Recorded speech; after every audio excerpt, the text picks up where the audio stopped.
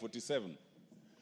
I believe that when we look at it, there are two things we are required to look at, and we ought to look at. One is the question of percentages, because the court cannot determine for us how much to allocate, but the court can only encourage that do not exclude. And we will be talking percentages. But I think that we should go beyond percentages and we should talk of purpose. If we appropriate a certain percentage of the roads maintenance levy fund to the counties, it is for what purpose? It cannot be for purposes of constructing the footpath next to my home. I think it is now time to consider, because I think we are all suffering. While we can usually engage with KERA to try and do some maram roads here and there, all tarmac roads, the few that may have been done, are all being now wiped out. So we should now restrict anything that is allocated to the counties to the low volume tarmac in the urban areas within our constituencies. That way we can see what is being done. And that is very important, Mr. Speaker, because, for example, take two examples that are totally devolved. Health. Many of the counties would rush to construct health facilities because that's easy politically, but then not put any drugs because that's expensive and it is not visible. Many of the counties would rush to put a sports facility because that's visible, but not invest in the sports equipment or in the sports tournament.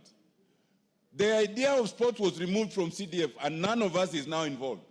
And you'll realize that in the whole country now, you do not find sports tournaments. You know, so development of top sports talents then just dies like that. I'd like to finish, Mr. Speaker, by saying, in the context of all this is the question of NGCDF. And as Mr. Speaker directed, next week we are discussing this matter, especially the constitutional amendments, and then we go on recess. I would like to urge members at this point to plan for next week so that you are pleased here. It would be a very unfortunate situation if we get to next week when we are supposed to read 2/3 and then we hear some members are in their constituencies, some members are abroad, some members are in their offices, some members are in all sorts of other businesses that usually engage members of parliament, but this is much more fundamental. I support Mr. Speaker. Osoro, the last one on this side.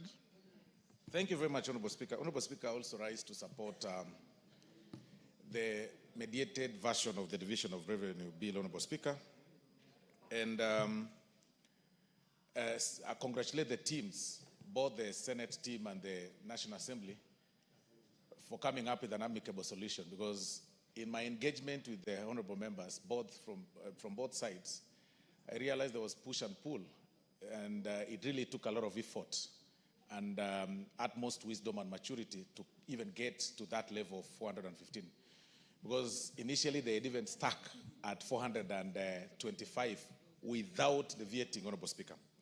But Honorable Speaker, even as we get to this point every time, because it's now becoming a norm, that year in, year out, there is an the county governments are allocated some substantial amount of money for development.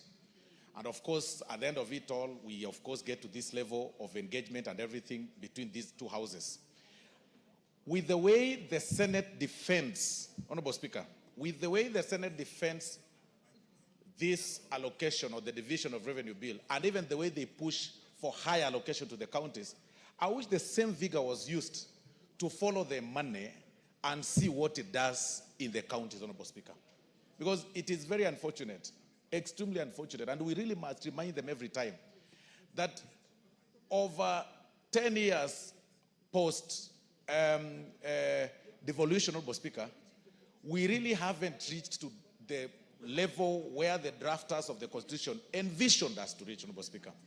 And you'll always see, you know, members of parliament are still being approached to do and work for the people on the issues, Honorable Speaker, that are supposed to be handled by the county governments.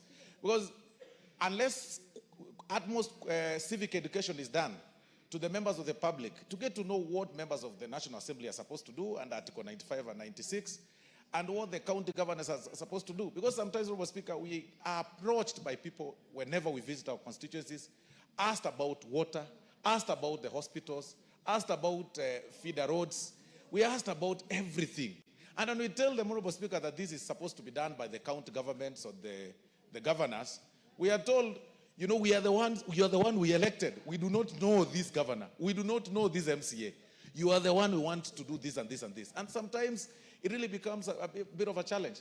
But even more important, Honorable Speaker, there has been a pro rata growth or, you know, gradual growth of this allocation from 370. We go to about 380, 385 all through. Now we are at 415. Honorable Speaker, where does this money go to? Where does it go to? We know it gets to the counties, but what does it do? Honorable Speaker, move around the counties across the country. You know their roles. You know what they're supposed to do. It's about the ECD classrooms. You will see challenges. It's about, when you talk about the feeder roads, you will see challenges. In fact, Honorable Speaker, yesterday I was engaging one senator who was in the mediation team, Honorable Speaker. And he confided in me by telling me, Honorable Speaker, that even after pushing for this allocation, we know that out of about 447 governors, it's about 3 of them who are working. Then I asked him then, why then were you pushing for 430? He said, you know, they were just enriching them. It is quite sad. Honorable Speaker, nowadays what this money is used for will surprise you.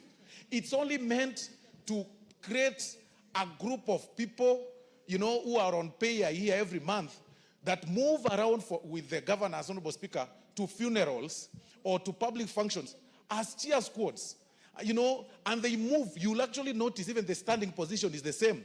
They move from this area. When the governor moves to this side, they go with them. When they move to a church, they go with them. When they move to the funeral, they go with them. And their work is just one. Their job description is one. Cheer us whenever we stand to speak so that everybody will think we are popular. This is a sad reality that counties are not doing what is supposed to be done. Most of these things, Honorable Speaker, that the draft of the Constitution envisioned that the money that will get closer to people will have decentralized all the funds, and the responsibilities will be limited to that area so that the concentrated area of development will be within that jurisdiction. Honorable Speaker, this thing is not happening. Roads are pathetic. When you saw them the other day, Honorable Speaker, engaging us over the RMLF, and we had a meeting which yours truly, you sent us, Honorable Speaker, to engage them the other time. We took 4 hours, Honorable Speaker, to debate about 10 billion shillings. We took 4 hours and we couldn't agree. In fact, they go to a point of saying, you know, you guys, if you do not want to, we'll even close. They threatened us of closing down the counties and downing down the tools. And we told them, we will not feel your effect. Even on your operating, we don't feel you. So if closing down still, it's inconsequential. And that is why we are promoting the culture of goonism by sending a lot of money just to create goons from this corner to this corner. And I've always said, and I'll still repeat, Honorable Speaker, that you will see when you move around the country, you will see what NGAF does, you will see what NGCDF does. All over, in the public eye, you will see tanks by the gracious ladies from this house, all over being distributed. You will see them doing a lot of bursaries with a meager amount of money, Honorable Speaker, about 40-something million. But, Honorable Speaker, in the billions that the county governments get, you will need a microscope to identify one thing, just one thing, that this county has done this county has done this county has done this. All you see, Honorable Speaker, is a group of people moving around with a convoy of 30, 40 vehicles to one function. And I've always said this, one carrying a podium, another one carrying a chair, another one carrying a carpet, another one carrying a toilet, another one carrying I don't know what. And when they go there, all they want to hear about a queue of all long people saying, oh, Your Excellency, calling. How do you call excellencies? People don't work. They are doing nothing. Stop calling them excellencies. Honorable Speaker, we need to empower the county assemblies. It's about time we rethink how we can be able to empower the county assemblies so that we have a replica of what we have, and they enjoy autonomy of having perhaps ward development funds, so that other than enriching one person who is in charge, that you have to be, who is creating a demigod of themselves, within themselves, that if they disagree with you, they'll mess up with your life, you'll not even sleep in your house, they'll send you goons. It is becoming very sad. And even the Senate, We want to tell the Senate, Honorable Speaker. We want to tell the Senate, I don't know what the Honorable Tiana Volo is saying, but we also want to inform the Senate, please do your work. Your work is to oversight the county governments. What place do you have inviting on matters national security, inviting a minister, inviting so and so for theatrics, yet you cannot reprimand them, you cannot impeach, you cannot invoke an impeachment motion, you can do nothing. What is your interest? Do your work. Your work is to oversight county governments. And if you really have to care about security of the Kenyans across, then invite Kanjo to your places of in your house and then ask them, why do you use rungus moving around and everything? Because that is where that is your work.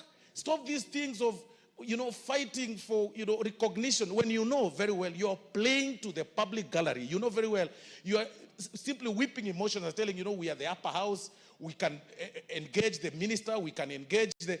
You know very well you have no reprimanding power. You have no power to even call for a motion of impeachment against anybody within the national government. So we urge the Senate to put their feet down and be strong and be firm against the county governments or against those governors who are stealing. And it's actually, Honorable Speaker, about time we ask them, amidst the questions they ask, through the PSC, through the PIC of the Senate, what further step do they take to make sure that that fund is guarded? Because all we see is theatrics. A governor comes, sometimes they answer questions their way, and they are told just go, it's played all over on TV and everywhere, and it then ends there. Honorable Speaker, it is very, very sad. Kenyans are losing a lot of money. We need to find a way to make sure that this money is followed back to the grassroots. We see what happens so that, Honorable Speaker, we can be able to get value for money and for the taxes that Kenyans pay. With those many remarks, Honorable Speaker, I still support the 415, but I wish it was reduced to 200. Thank you very much, Honorable Speaker. Oundo, you're the last on this side. Thank you, Honorable Speaker. Honorable Speaker, let me also join my colleagues in supporting. Okay, Oundo, share your 5 minutes with Kainan. I'll do 2 minutes. I'll do 3 minutes and then give him 2. Thank you, Honorable Speaker. I said 3. Oh, fine. Honorable Speaker, let me also join my colleagues in supporting the allocation of 115 billion to the counties with a lot of reservations. I do not want to echo what my colleagues have said, but the intention of devolution was indeed to have successful development in all parts of this country. During the 1980s, we had so many issues about balanced development. We expected devolution, now almost in the 15th year, to have changed the rural landscape considerably. Honorable Speaker, as we stand today, many of the places in this country have not seen or appreciated the effects or the impact of devolution. As we stand here today, Honorable Speaker, yes, there are a few billionaires that have been created in counties, but many other people are wallowing in poverty, are wallowing in depression, are wallowing in very many challenges, Honorable Speaker. Medical is a very major issue, Honorable Speaker. We request that as we move forward, we call upon the Senate that the biggest letdown in the war of, in issues of devolution. You are a senior member, those who you have served you as your colleagues, probably find the time one of these days, invite them for a cup of tea and tell them the missing link in the improved performance of county governments is essentially the Senate. With those very few remarks, Honorable Speaker, I support. Kainan. Speaker, I will reluctantly contribute because I know some of us are on retainers here. Mr. Speaker, some of us are on retainers. Mr. Speaker, we have been around. Order, Honorable Kainan. Either you contribute or you don't. I did not mention anybody. I said some of us are on retainers here, and if you want, I will mention. Order, Honorable Kainan. You are out of order. Mr. You wanted to contribute. Mr. Speaker, you know I've contributed many times, so even if I don't contribute, it will not be an issue. Order, Honorable Kainan, order. Honorable Kainan, we've bestowed you the title of the Father of the House because of your longevity. And the least I expect from you is to mentor these young members by being courteous, even under stress, by being friendly, even under stress, and by showing the best example, even under stress. That's what we expect from you. And we expect you, Farah Maalim, the seniors. We have young members here who sit and wait to see what is Farah going to say, what is Kainan going to say, what is Bukose going to say. And I encourage you to mentor these young members. Those of you who sat with me in the houses, both here and the other house, I provided mentorship unconditionally. And at no time should any one of you sit back and think that you have the right to speak over any other member. We are all equal, and when we give you preference because of your seniority, take it with grace and speak with grace and end with grace. Go ahead. You can give it to somebody. Zamzam. Asante sana Mheshimiwa Spika kwa fursa hii adhimu. Na mimi pia nilikuwa mmoja katika wale wanakamati ambao tulikuwa tunafanya maelewano katika bill hii ambayo ilikuwa imeletwa katika hii bunge. Mheshimiwa Spika, Mheshimiwa Spika, mimi kwanza nataka nichukue fursa hii niweze kupongeza kamati andalizi ambaye imefanya mikakati. Ilikuwa si rahisi, tuliweza kuwa na sintofahamu hapa na pale, lakini mwisho tukaweza kuafikiana Mheshimiwa Spika.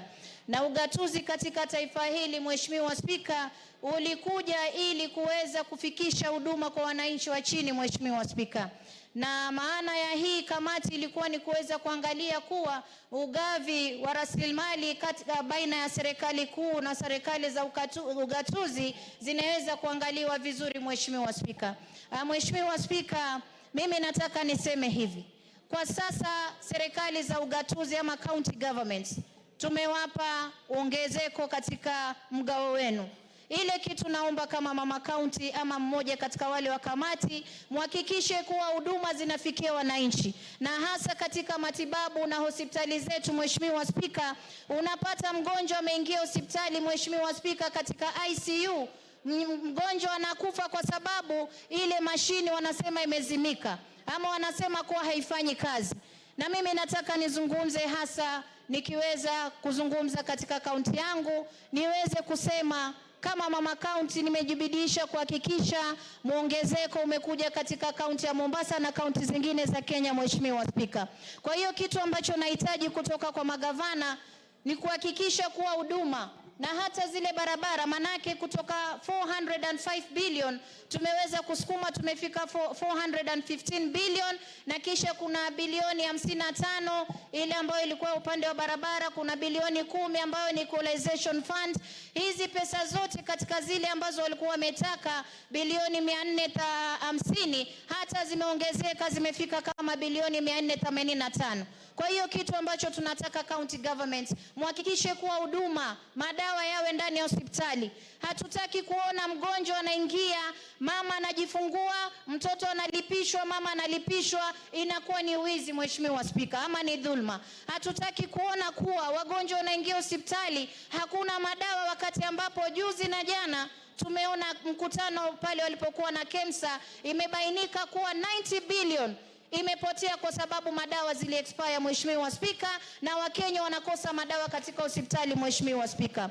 Mheshimiwa Spika, ukiangalia barabara zile zinazojengwa kule mashinani Mheshimiwa Spika, unapata barabara zinawekwa patches, vinawekwa vitambara, barabara haijengwi vizuri kwa sababu kuna mtu amekaa mahali anajua nitajenga barabara vibaya, kesho na kesho kutwa pesa zingine zitakuja, nitazidi kuweka viraka Mheshimiwa Spika. Mheshimiwa Spika, kaunti zetu hizi tumekuwa tukipoteza pesa nyingi sana, na Wakenya wanaangalia. Tuna vijana, tuna kina mama ambao wanaangalia huduma gani na kuja mashinani.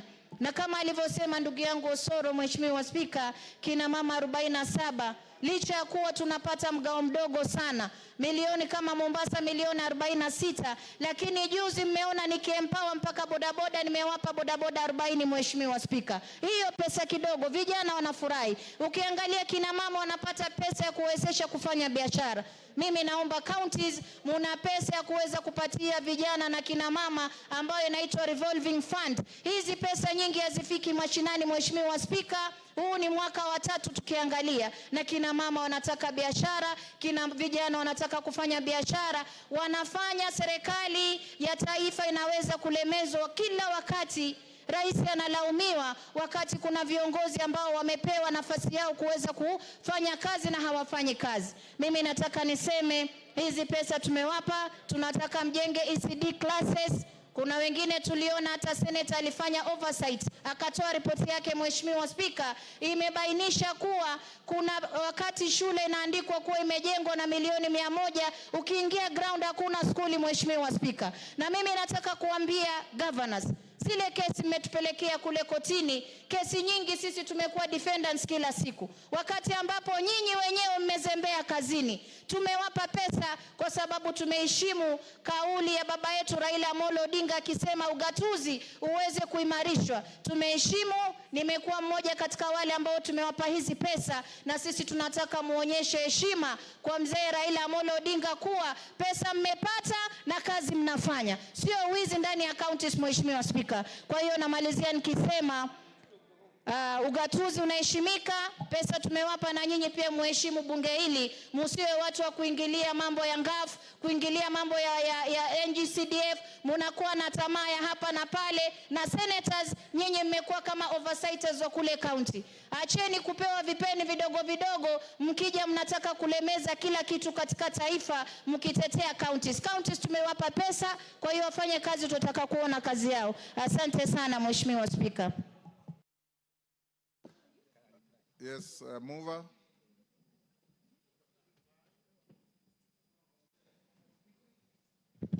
Thank you very much, Honorable Speaker. Honorable Speaker, let me take this opportunity to thank members of this House who have made their contributions on this very important bill.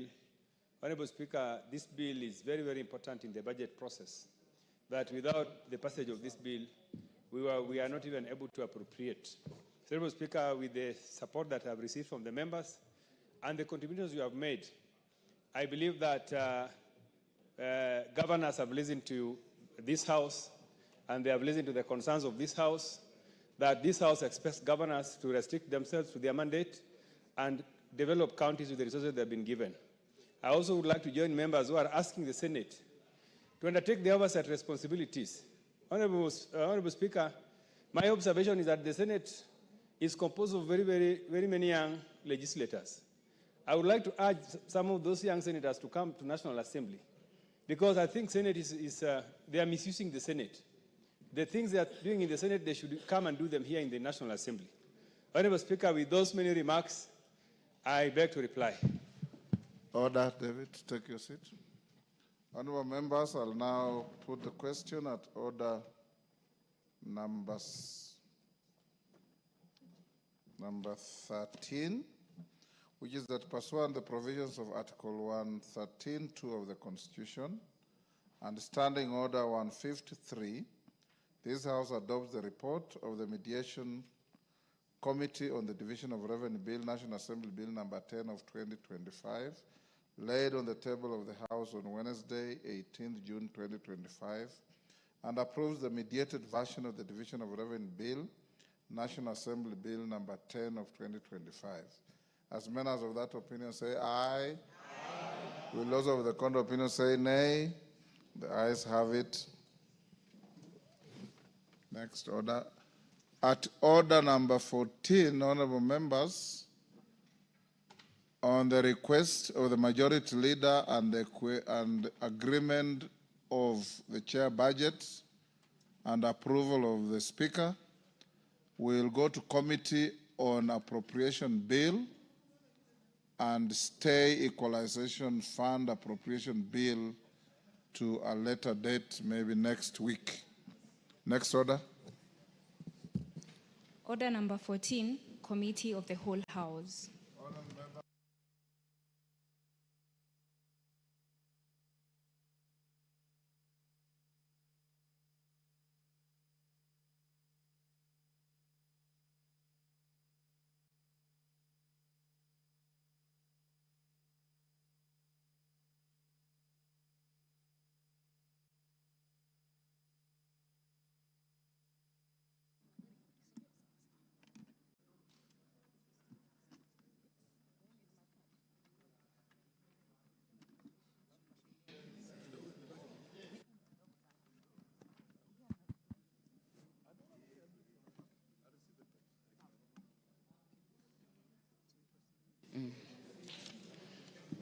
Can I call?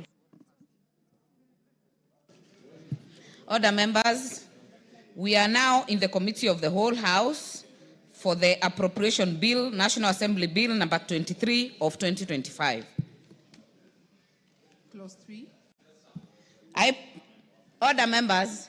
I propose the question that clause 3 be part of the bill. It has no amendment. I put the question that clause 3 be part of the bill. Will as many as are of that opinion say aye? Will as many as are of a contrary opinion say nay? The ayes have it. New clause 4. I propose the question that clause 4 be part of the bill. Mover, majority leader. Is it?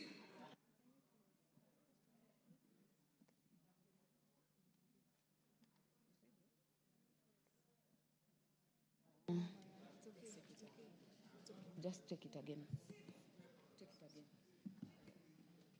New clause 4. New clause 4. Mover to move the second reading.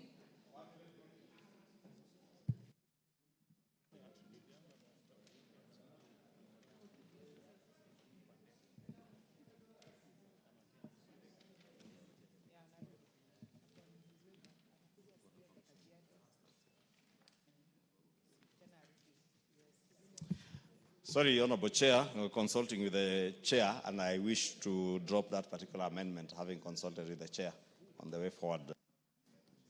Very well. The new clause 4 is dropped on record. Schedule.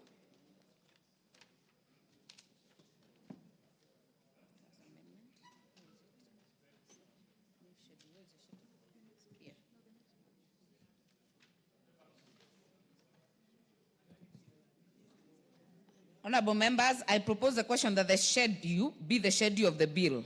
Mover, you have an amendment? Yes. Yes. Honorable Chair, I move that the bill be amended by deleting the schedule and substituting thereof the following new schedule, which is in the order paper.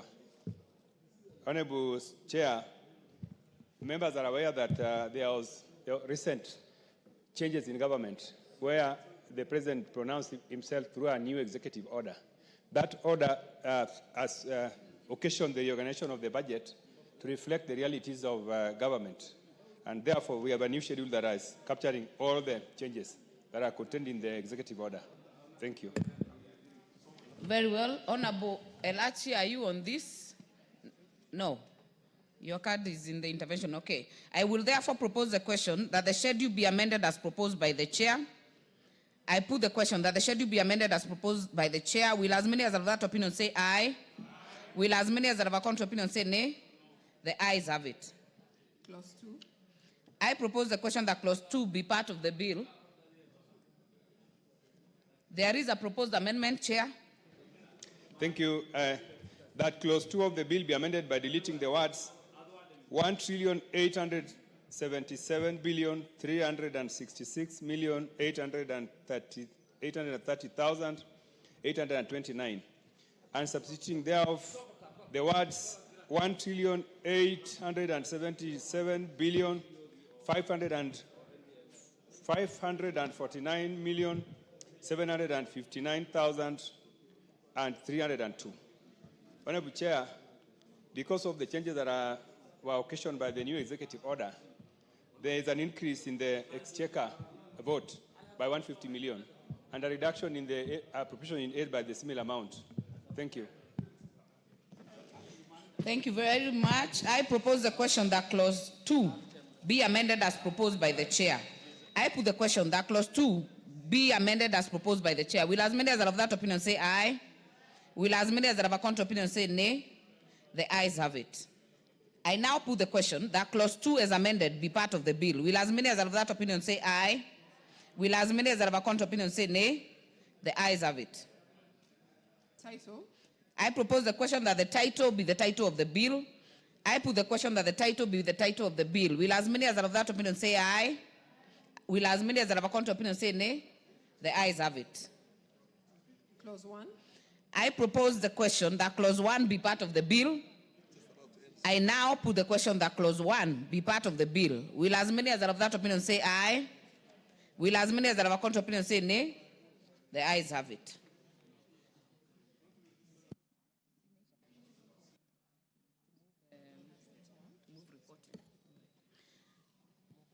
Honorable members, that was a very short committee of the whole. We'll call up the mover to move, yes, to move reporting. Honorable Chair, I beg to move that the committee do report to the House its consideration of the Appropriation Bill, National Assembly Bill number 23 of 2025, and its approval thereof with amendments. I put the question, which is that the committee do report to the House its consideration of the Appropriation Bill, National Assembly Bill number 23 of 2025, and its approval thereof with amendments. As many as are of that opinion say aye. As many as are of a contrary opinion say nay. The ayes have it.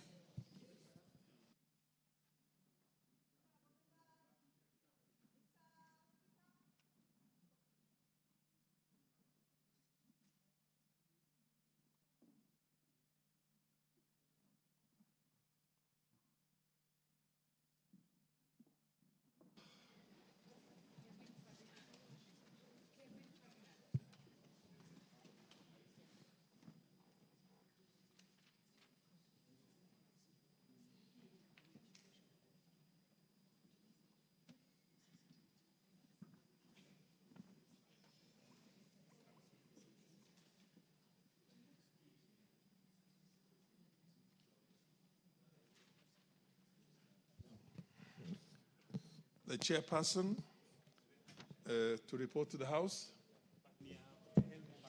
Honorable Speaker, I beg to report that the Committee of the Whole House has considered the Appropriation Bill, National Assembly Bill number 23 of 2025, and approved the same with amendments. Fair enough. The mover of the bill to move agreement to the report. Honorable Speaker, I beg to move that the House do agree with the committee in the said report. I also request Honorable Dr. Pukose to second the motion for agreement with the report of the Committee of the Whole House. Honorable Speaker, I second.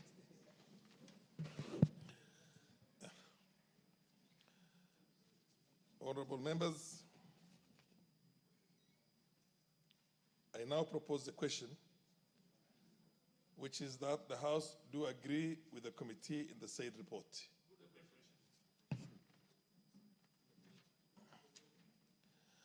Honorable members, I now put the question, which is that the House do agree with the committee in the said report. As many of that opinion say aye. Aye. As many of the contrary opinion say nay. The ayes have it. The mover of the bill. Honorable Speaker, I beg to move that the Appropriations Bill, National Assembly Bill number 23 of 2025, be now read a third time. I also request Honorable Dr. Pukose to second. Honorable Speaker, I second. Honorable members, I now propose the question, which is that the Appropriation Bill, National Assembly Bill number 23 of 2025, be now read a third time.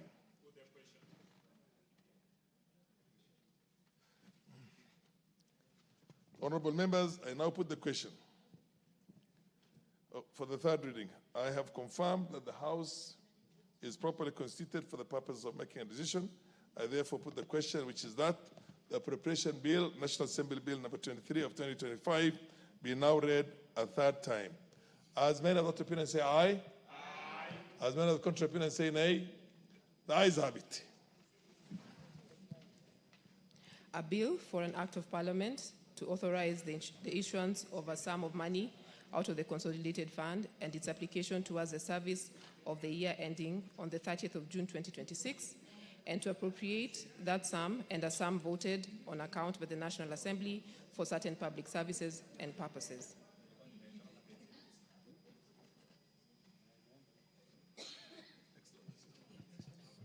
Next order. Order number 15. Order number 15, special motion. Consideration of nominees for appointment to the Public Benefit Organization Dispute Tribunal. The chairperson of the Departmental Committee on Justice and Legal Affairs, Honorable Murugara.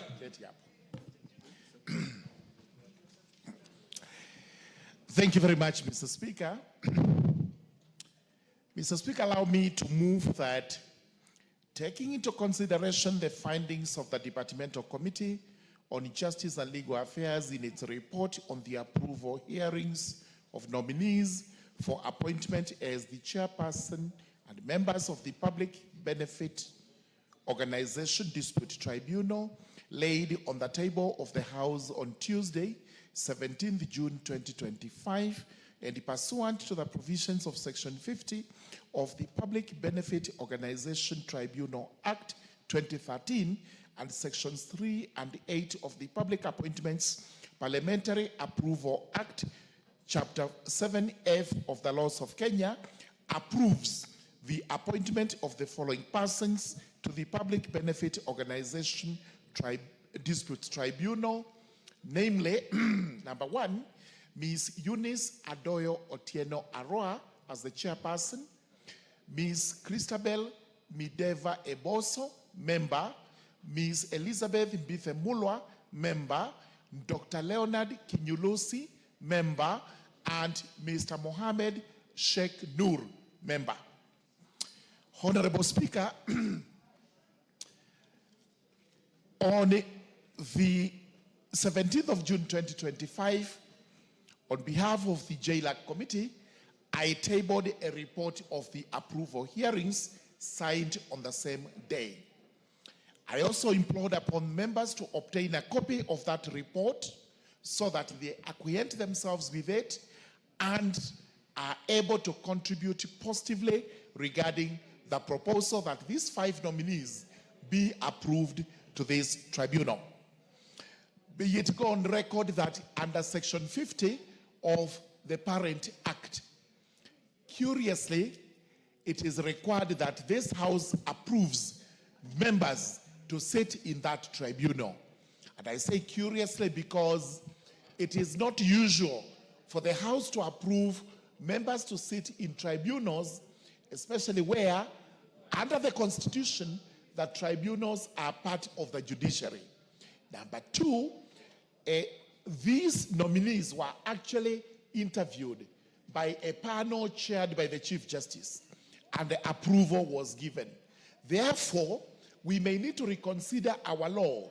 What purpose does it serve for the National Assembly to approve these tribunals? And is there room for rejection? And if there is room for rejection, what will be the grounds for that rejection? I leave that for now to submit that the report we actually tabled is elaborate. It covers all the hearings of the 5 nominees, and I would urge members who have not read it to read it so that we do not have to spend a lot of time on the report. The first person to be nominated was Ms. Eunice Adoyo Otieno Aroa, who is aged 52 years and is proposed to be the chairperson. This is assistant advocate who actually satisfied all the constitutional requirements as regards the ability to sit as the chairperson. Academic background, experience, she has sat in several other similar tribunals. All this was positive on the part of Ms. Otieno Aroa to sit as the chairperson for the period appointed. The second person to be vetted was Ms. Christabel Mideva Eboso, a young lady of 32 years. This is the representative of the Gen Z. And it's good to speak positively about her. She's an advocate of the High Court of Kenya and has practiced for quite a while.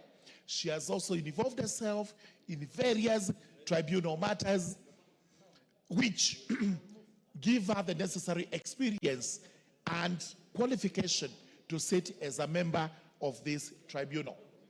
The third person was Ms. Elizabeth Mbithe Mulwa, aged 41 years, another Gen Z, whom we were pleased to vet because, again, she's an advocate of the High Court of Kenya and fully qualifies to sit as a member of that tribunal.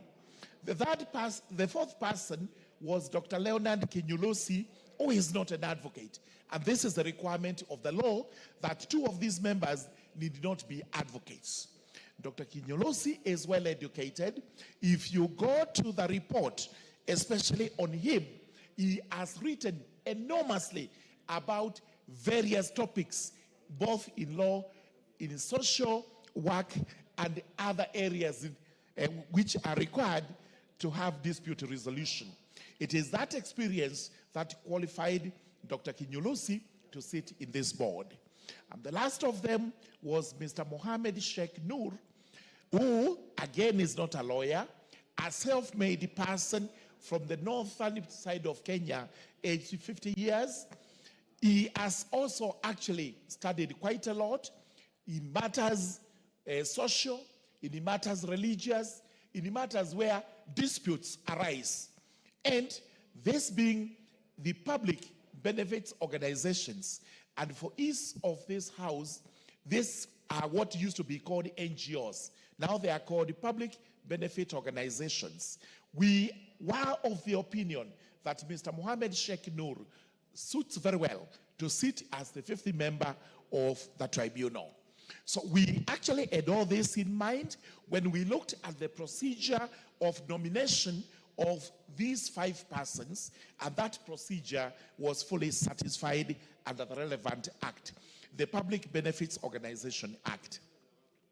The constitutional and statutory requirements were also fulfilled in that all these nominees satisfied the requirements under the Constitution and all the necessary statutory requirements, including citizenship, leadership, ethics, integrity, and tax compliance.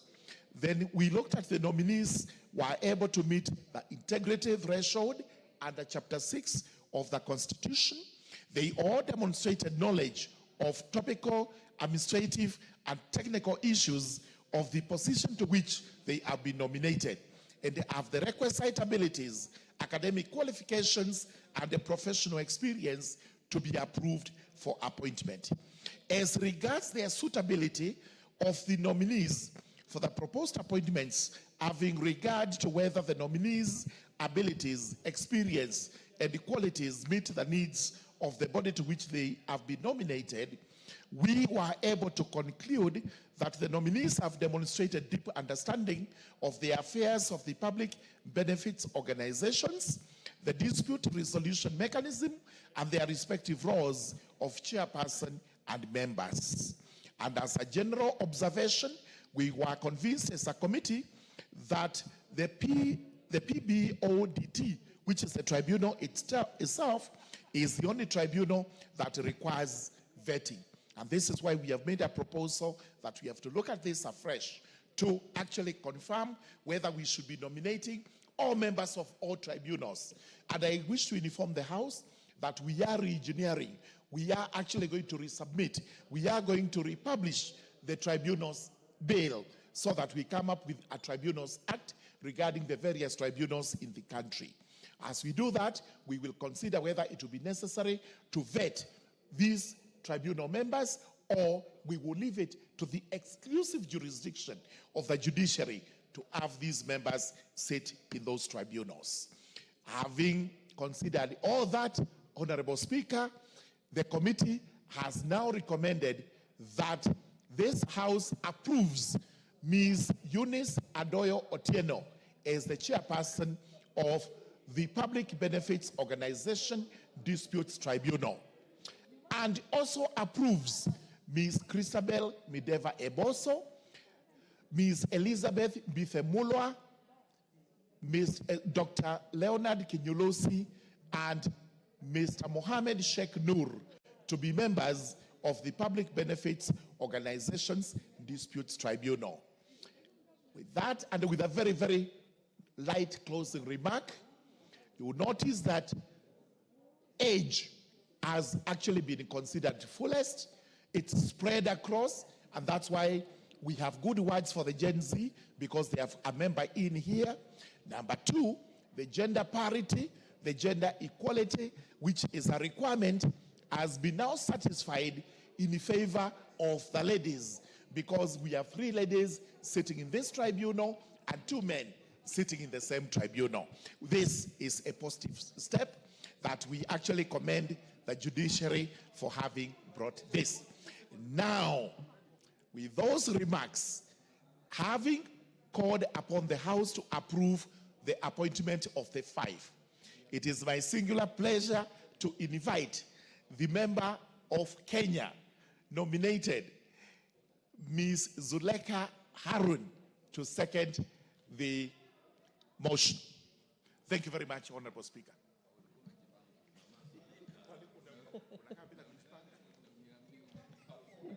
Thank you so much, Honorable Speaker. Let me take this opportunity to second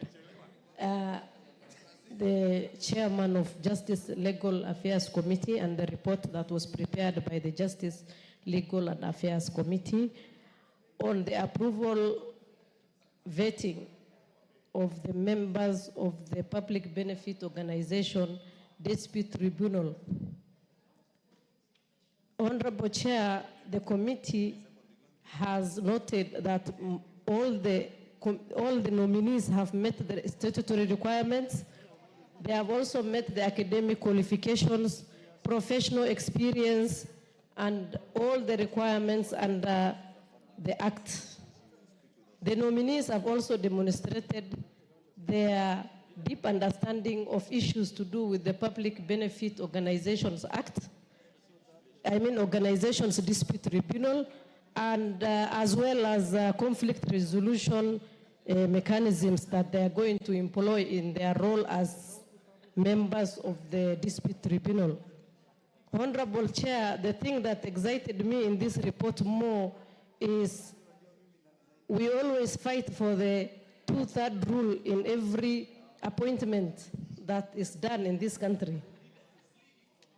However, today we are going to celebrate because we have 3 women out of the 5. Here we have women as the majority preferred.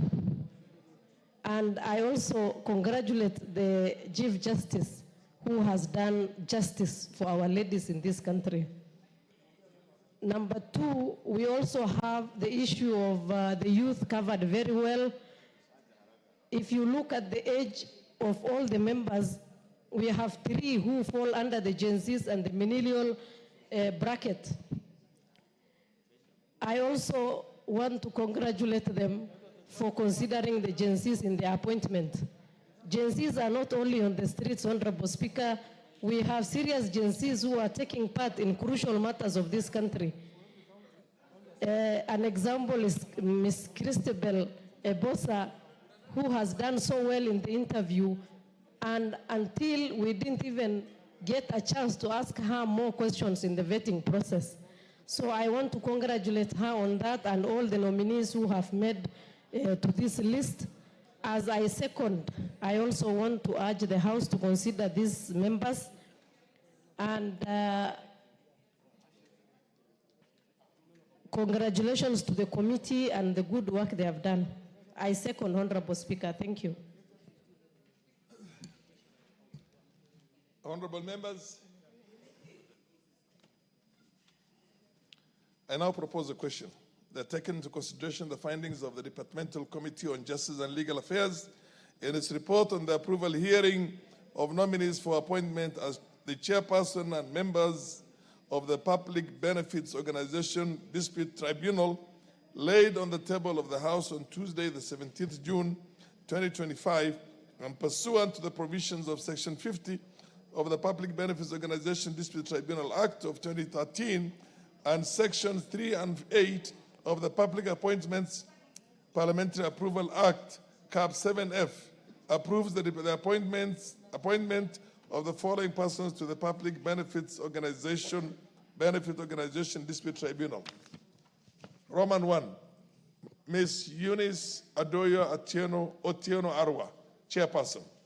Roman 2, Ms. Christabel Mideva Eboso, Member. Roman 3, Ms. Elizabeth Mbithe Mulwa, Member.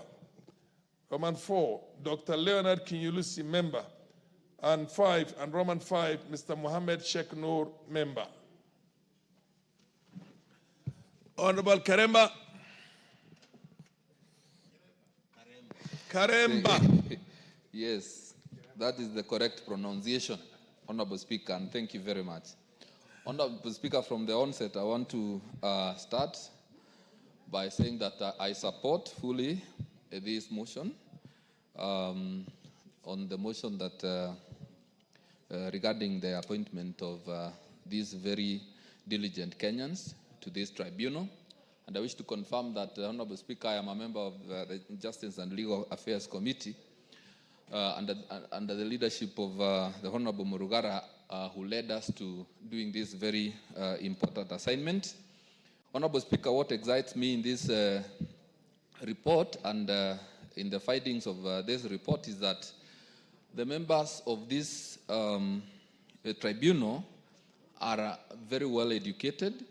Apart from that, we have two very young members in this report, this tribunal, and who also demonstrated ability in the responsibility that they are just about to assume.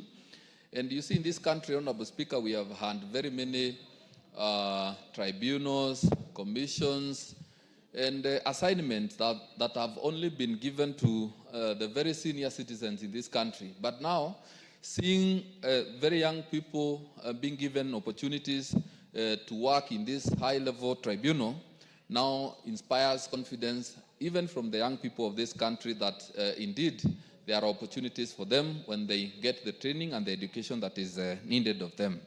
Honorable Speaker, also these members are coming from different regions in this republic, meaning that there is a fair distribution of opportunities, and I believe that this is the way to go, and even in the opportunities to come. So, Honorable Speaker, I support.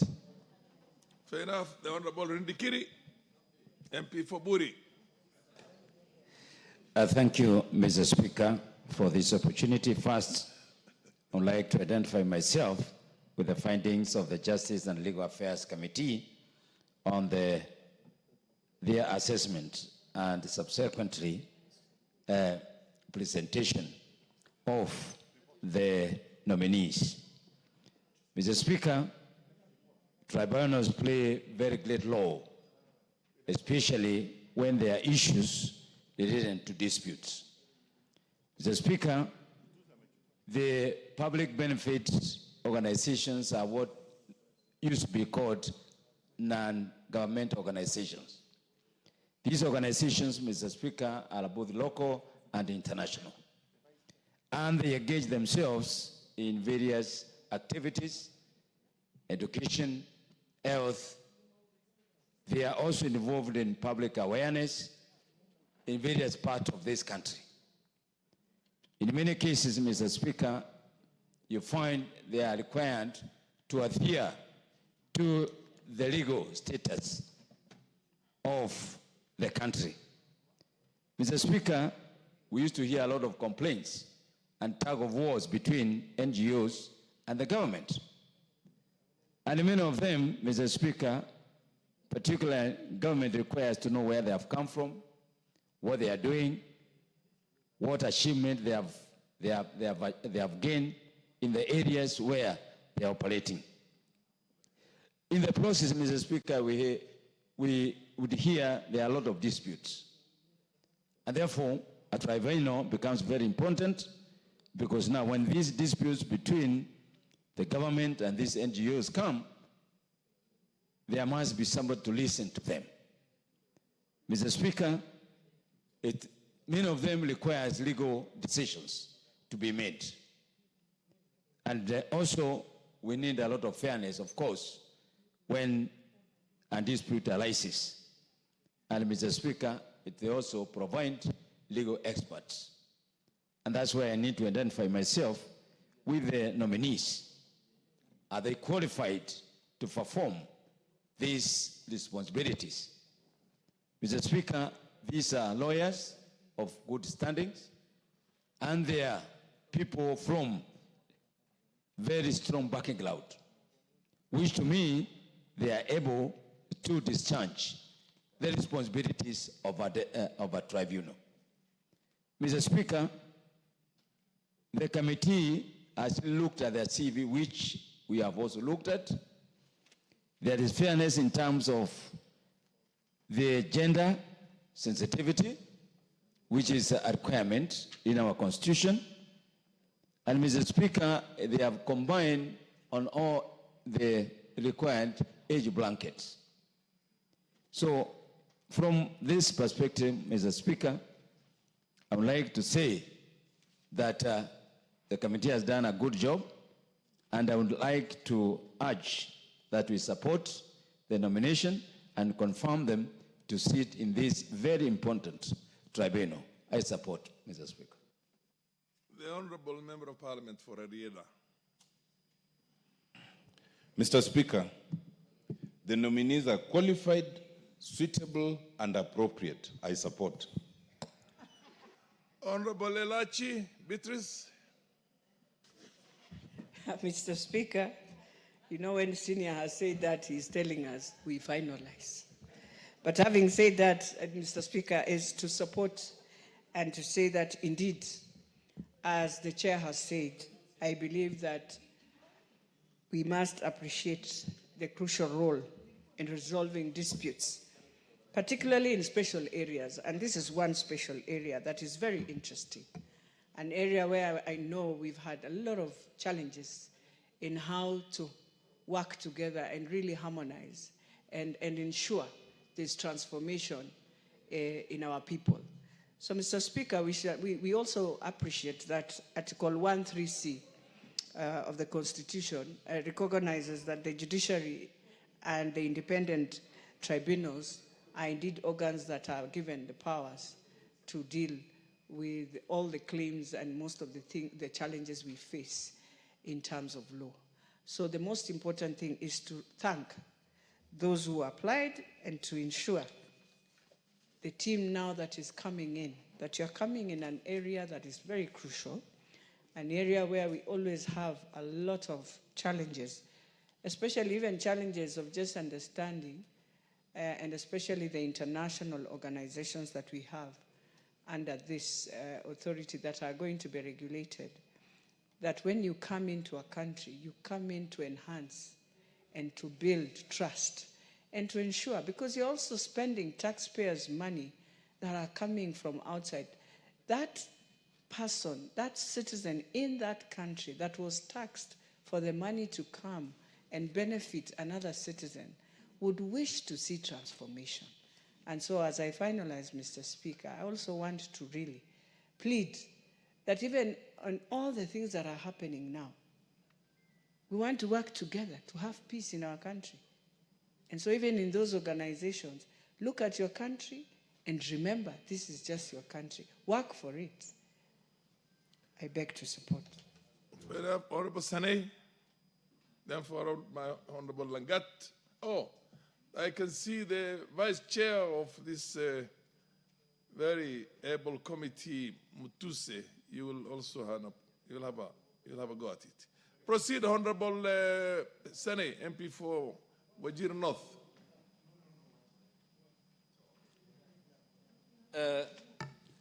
Thank you, Mr. Speaker. Public-private organizations have a wide mandate to perform. Mr. Speaker, I have been a civil society, an employee of the civil society organizations, and they have been doing great work on matters charity, education, humanitarian issues, health, environmental conservation, human rights issues, poverty elevation, a scope that is so wide and deep. However, these PPOs have to behave in a manner, they are expected to be independent, voluntarily in nature, non-partisan, non-profit making, and work for public good. Over the years, we have had issues insofar as them behaving within that required values and principles. Mr. Speaker, Kenya has had problems. We had chaos, civil societies being funded to cause chaos in this country. this country was nearly brought down during the Gen Z demonstrations. They have not been partisan as was expected of them, Mr. Speaker. So this tribunal comes at a time when they are required to at least resolve disputes on matters where things have not been done right. I mean, their leadership has been, they are led mostly by leaders who are privileged and who take their schools to top-notch schools. Yet they want Kenyans to suffer at times. Their purpose is mainly getting funds without regard to where the funds shall be used. They are the ones agitating for LBGT, Mr. Speaker. We belong to a moral society, a country that is anchored on recognizing God and religion. Mr. Speaker, our Constitution recognizes the family as the natural and the fundamental unit of this society, the basic unit, the source of social order. When we have civil society organizations trying to actively propagate LBGT, gay, in as much as there is a lacuna in our laws that doesn't forbid gay, you will see so many people supporting gay. So I think this dispute tribunal has a lot of work to do.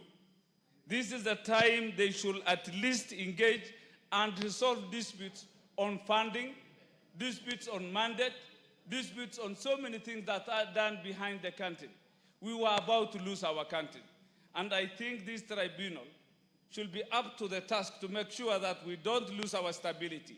We safeguard our stability because we have enjoyed an island of peace for some time.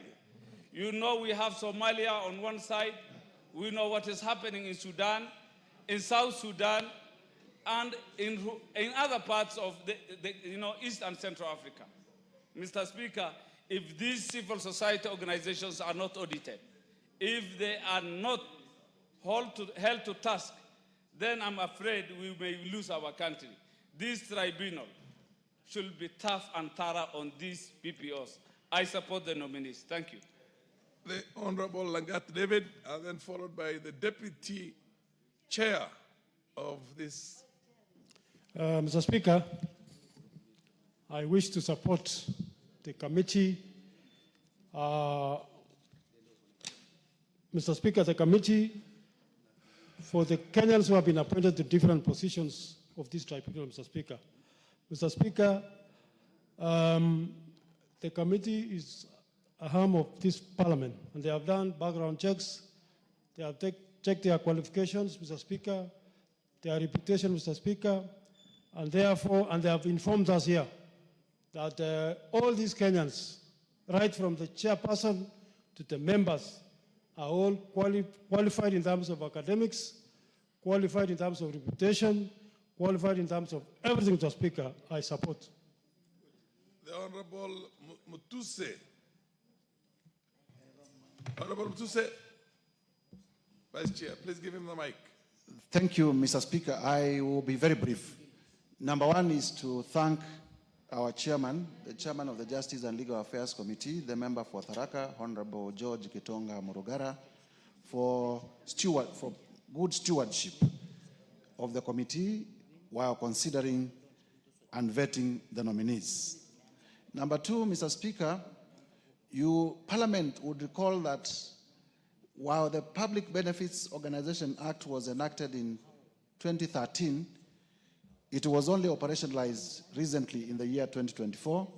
And if my memory serves me right, this will be the first tribunal under the Public Benefits Organizations Act. And therefore, it behoves upon the membership, the chairperson and the membership, to set the record straight because they are the trade setters. I am very pleased with the persons nominated to be chairperson and members because, as Senior Counsel Otiendo Molo has said, they are very qualified.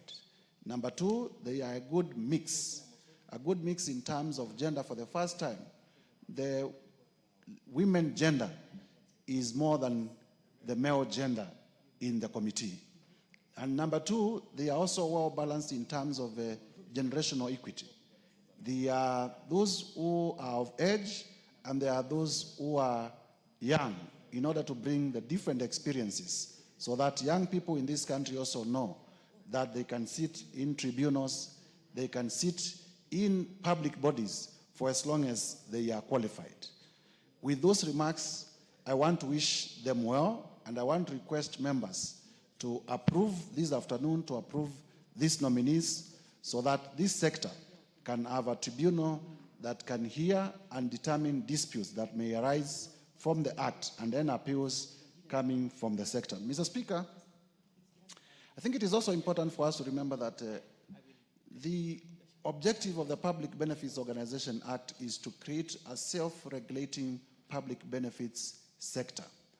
And for that purpose, there is also the risk, because it is self-regulating, of non-disclosure.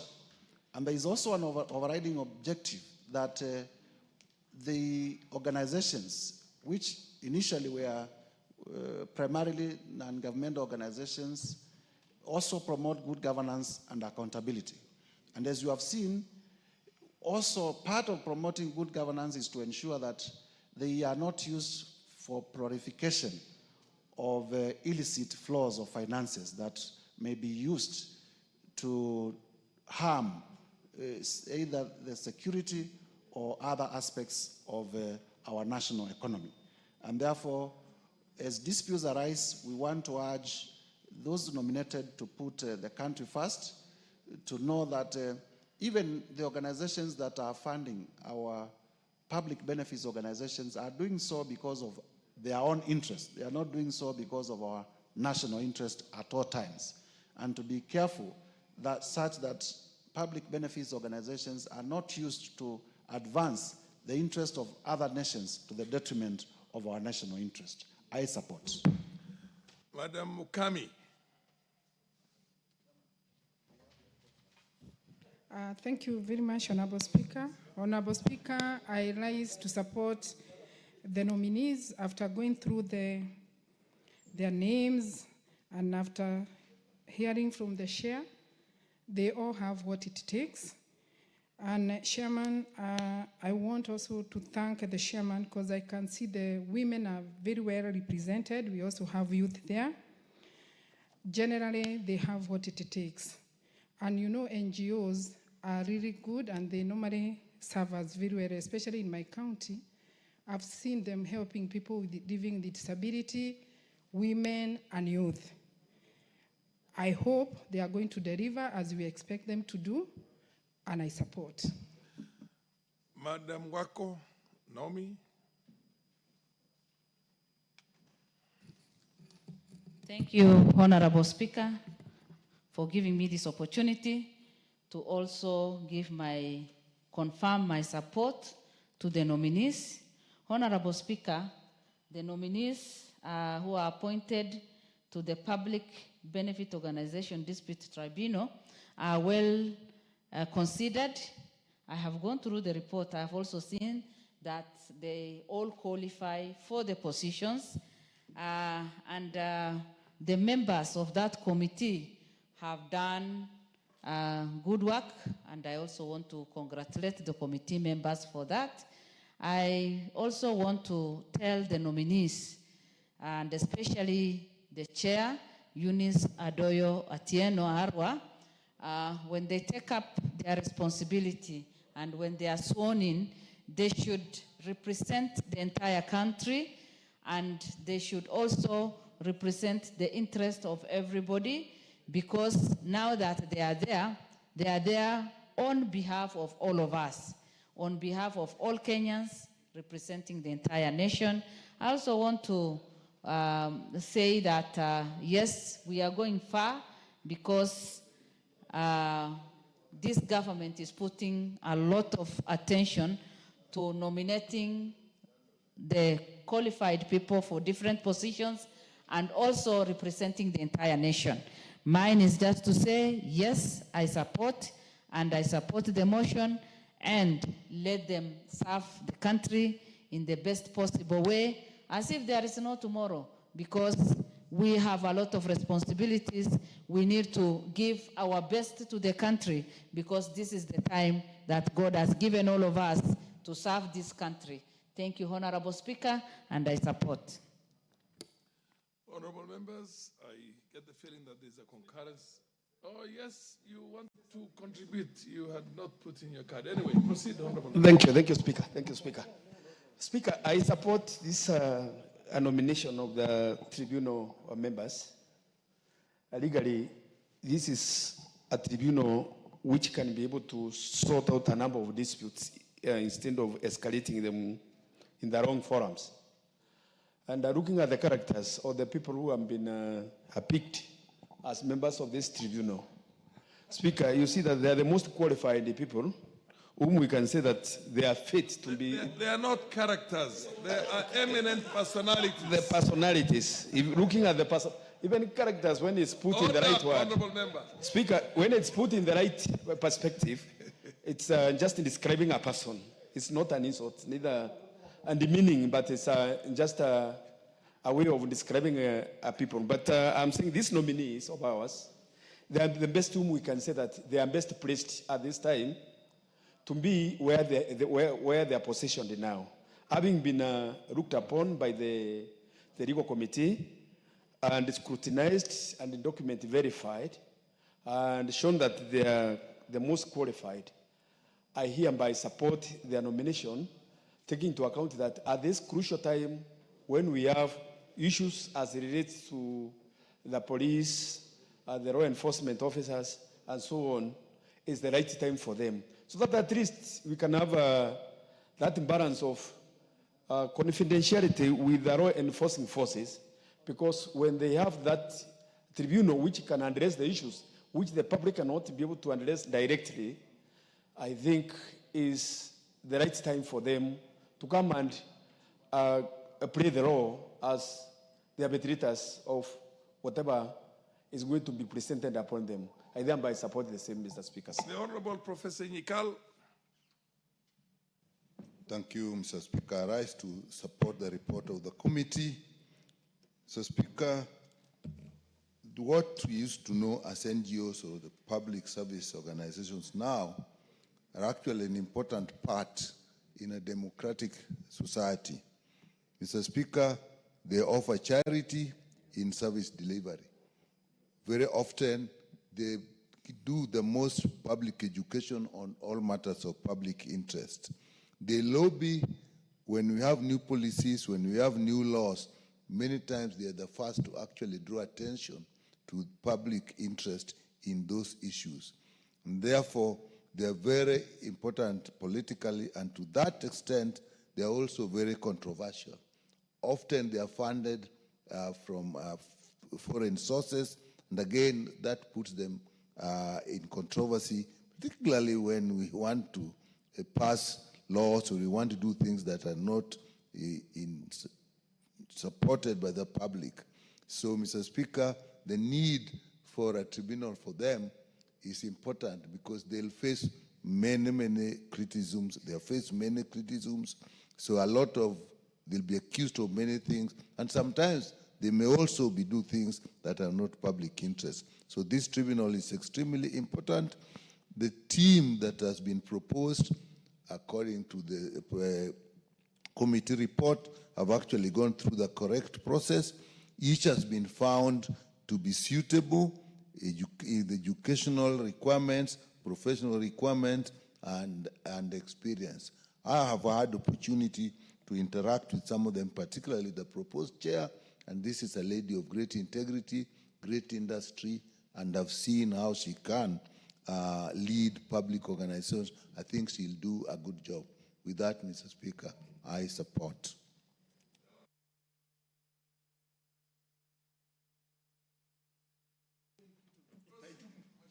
Okay. Thank you, Mr. Speaker, for the opportunity.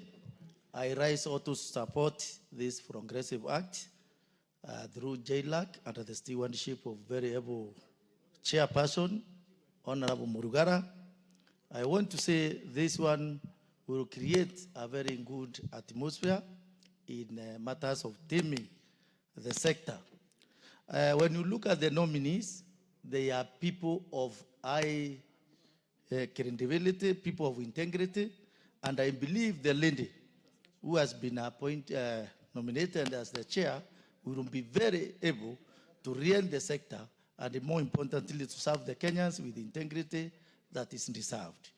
Mr. Speaker, I want to support this act, and we expect that the members will do what it pertains for the membership and the tribunal. Thank you, Speaker.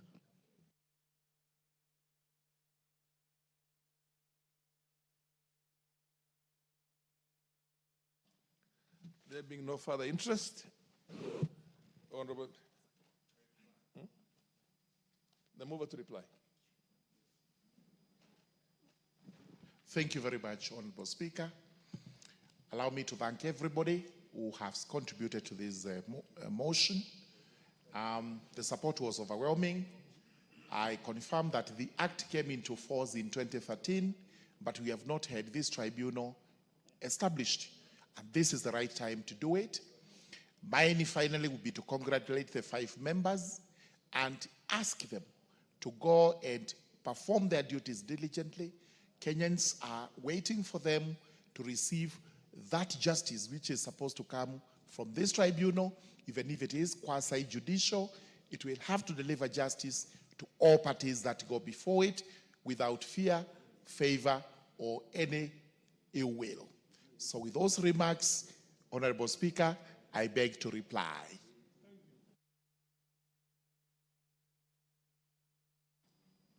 Thank you, Chair. Under the circumstances, I now put the question.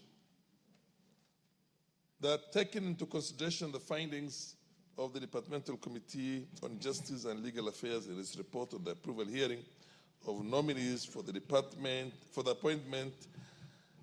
appointment as a chairperson and members of the Public Benefits Organization Dispute Tribunal laid on the table of the House on Tuesday, the 17th June, 2025, and pursuant to the provisions of Section 50 of the Public Benefits Organization Dispute Tribunal Act of 2013 and Sections 3 and 8 of the Public Appointments Parliamentary Approval Act, CAB 7F, approves the appointment of the following persons to the Public Benefit Organization Dispute Tribunal. Roman 1, Ms. Eunice Adoyo Otieno Arwa, chairperson. Roman 2, Ms. Christabel Mideva Eboso, member.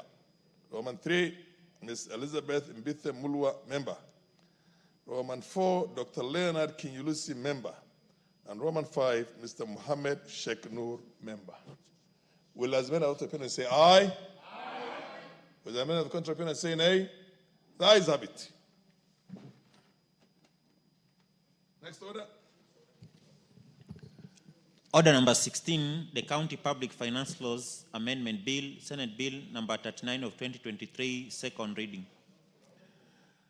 The Chairman, Departmental Committee on Finance and National Planning. Proceed, the Honorable. You're doing it on behalf of your chair. Thank you, Mr. Speaker. Mr. Speaker, I wish to move that the County Public Finance Laws Amendment Bill, Senate Bill number 39 of 2023, be now read a second time. Mr. Speaker, this is a fairly simple bill, Mr. Speaker, because we are seeking to give the county assemblies financial autonomy, Mr. Speaker, by creating what the bill is calling County Assembly Fund, Mr. Speaker. Mr. Speaker, this bill, as I've said, establishes the County Assembly Fund. It also defines the administration of the fund under Clause 5, Mr. Speaker. And Mr. Speaker, it also says what the fund will be able to fund, Mr. Speaker, and also the monies that will be contained in the fund, Mr. Speaker.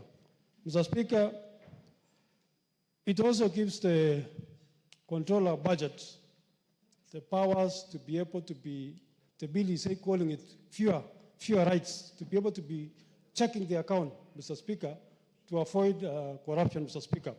Mr. Speaker, what will happen is that for every county assembly, they will create what we call the county assembly fund, Mr. Speaker, and this fund will be maintained in the Central Bank of Kenya, Mr. Speaker.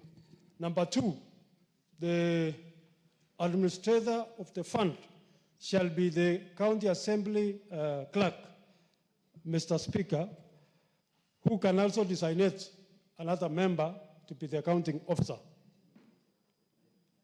Number three, Mr. Speaker, is that no money in this account shall be withdrawn without the approval of the controller or budget. Mr. Speaker, I think for a very long time, county assemblies have worked as appendixes of the county governments, Mr. Speaker, and no independence, because the moment you rely on the person you are oversighting to give you money, Mr. Speaker, you will not be doing your job properly, because they'll be controlling you from behind through the financial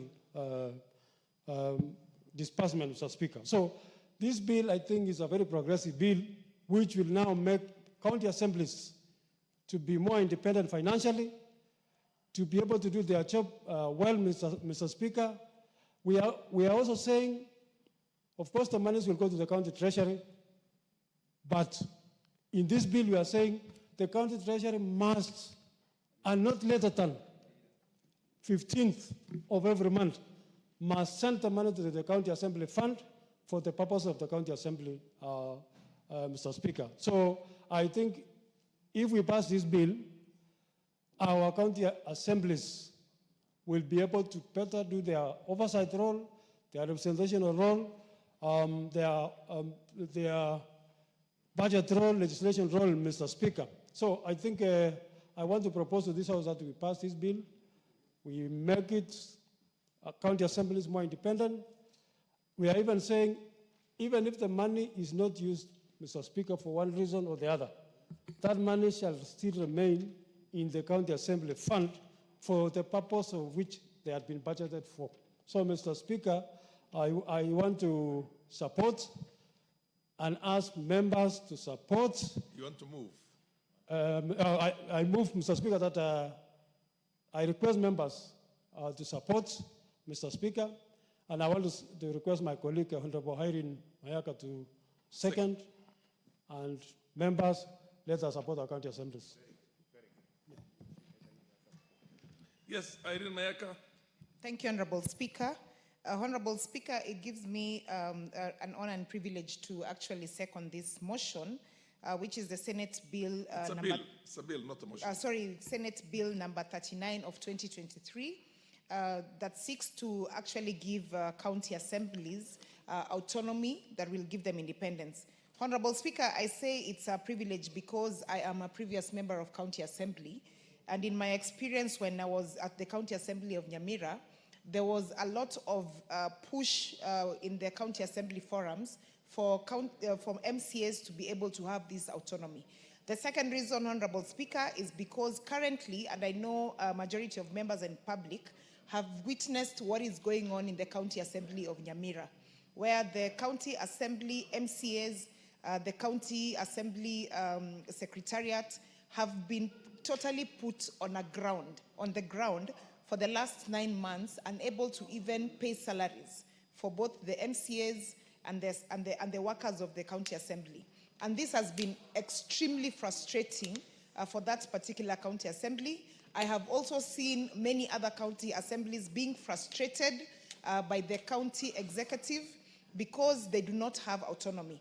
And therefore, Honorable Speaker, when you look at the particular laws, because this County Public Finance Bill is not a Finance Laws Amendment Bill, is looking at the whole spectrum of amending the various acts that are very necessary so that there is no loophole that is left in law.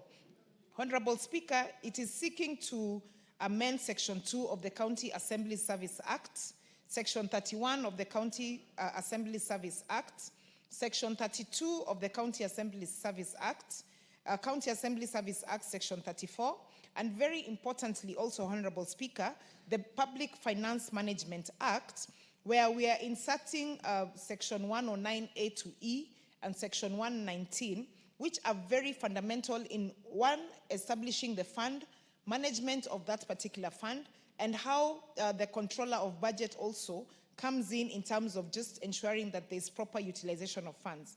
Honorable Speaker, when you look at the specifications of this particular amendment, which I want to take a bit of time on, is that it is helping to establish this, the specific purpose of this fund.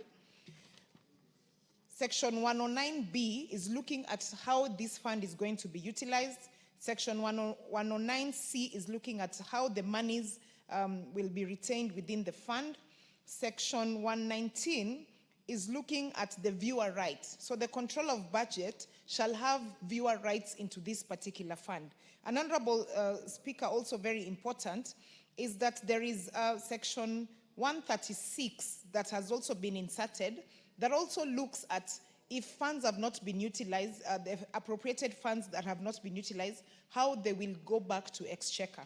Honorable Speaker, this particular one, I just want to urge the members of County Assembly and the County Assembly clerks, who will be the key administrators of this fund, to ensure that we do not have situations where monies that have been appropriated are going back to Exchequer. Because, as I said, this is something that they have really fought for a very long time. And Honorable Speaker, just to gainsay some of the advantages that this is going to do. One, from the angle of giving them independence from the executive so that they may be able to take on their key responsibility as established in our constitution as members of County Assembly, and do proper oversight to the executive without feeling like they have to be dependent on them or they have to hold back when they're doing oversight just because they're dependent on ensuring that the executive, which currently has the power of the purse in county government, is happy, so to speak. The second one, Honorable Speaker, is increase of public participation.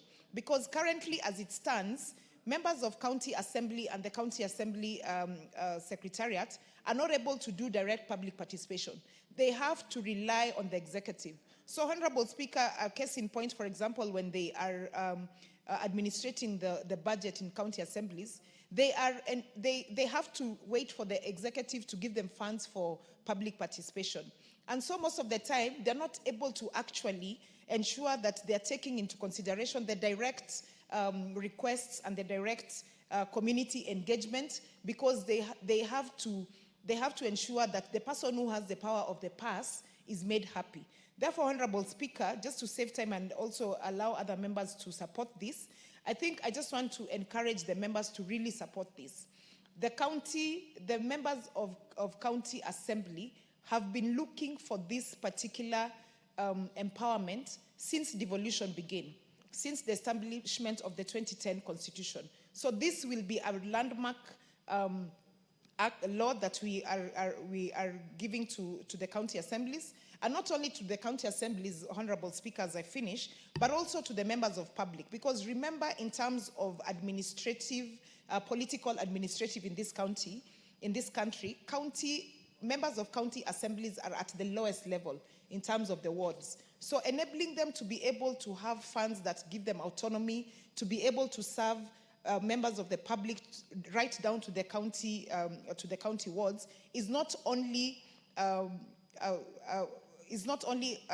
this House and the Senate giving the country a law that is very significant, but also we are creating a legacy that is going to help and strengthen devolution beyond our period as members of Parliament. And therefore, Honorable Speaker, with those remarks, I do second. I thank you. Honorable members, I now propose the question that the County Public Finance Laws Amendment Bill, Senate Bill number 39 of 2023, be now read a second time. The Honorable Mutuse, followed by the Honorable Nyakundi and the Honorable Makalimul. Thank you very much, Mr. Speaker. Mr. Speaker, from the onset, I am very passionate about this legislative proposal. Passionate because this is one of the most progressive things that the 13th Parliament will have done for this country. So because this legislative proposal breathes life to the objectives of our new constitutional order that we bestowed upon ourselves in August 2010. One of the key objectives that is contained in our new constitution is devolution. Mr. Speaker, the second tier of government this afternoon received 415 billion Kenya shillings to take care of its operations, both recurrent and developmental. Mr. Speaker, you will realize that at the county level, many governors have been personalizing the governance at that level, and they have been behaving as if they are demigods. And county assemblies, by the very creation of the constitution, are required to provide checks and balances. They are required to provide oversight so as to ensure good governance, accountability, and transparency in the manner in which the funds that this House has appropriated are managed at that level. But, Mr. Speaker, that objective has been fundamentally in terms of the execution of that mandate, it has been undermined. The chair of housing had interrupted me. Is fundamentally undermined. The Honorable Chair of Housing, Imrua Dikir. Is fundamentally undermined. Don't distract the good. Because governors have been treating the funds that go to their counties as if they are funds from their own groceries. They are funds that are personal to them.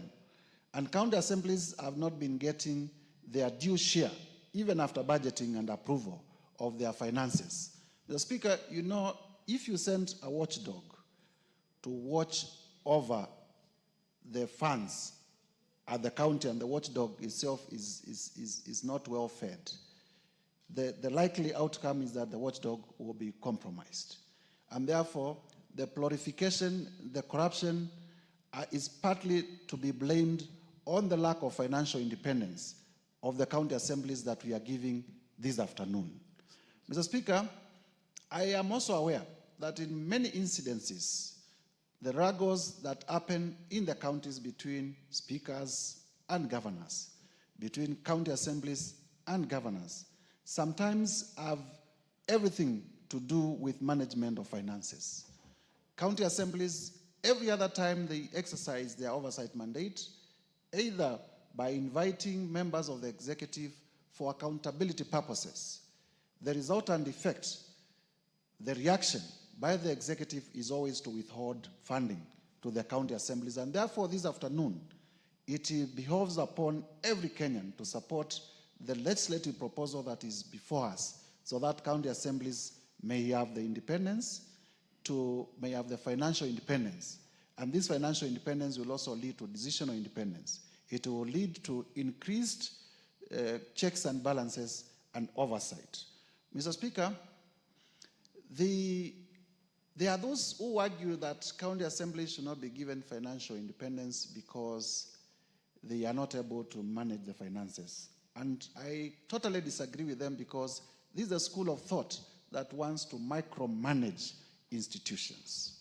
The framers of our constitution, their wisdom was that at that level, there needs to be two distinct bodies, two distinct branches of government, the executive and the legislature. And just like at the national level, it is important that the county assembly, being the second arm of government at the county level, has financial independence. And therefore, I want to thank the Senate. I want to congratulate our own committee led by Kimani Kuria, and here in the House by Ambassador Langat, and ably seconded by my sister from Nyamira, that we process this bill as quickly as possible, so that as we begin this new financial year, this September, as the President assents to the appropriations bill, and funds begin to be disbursed to counties,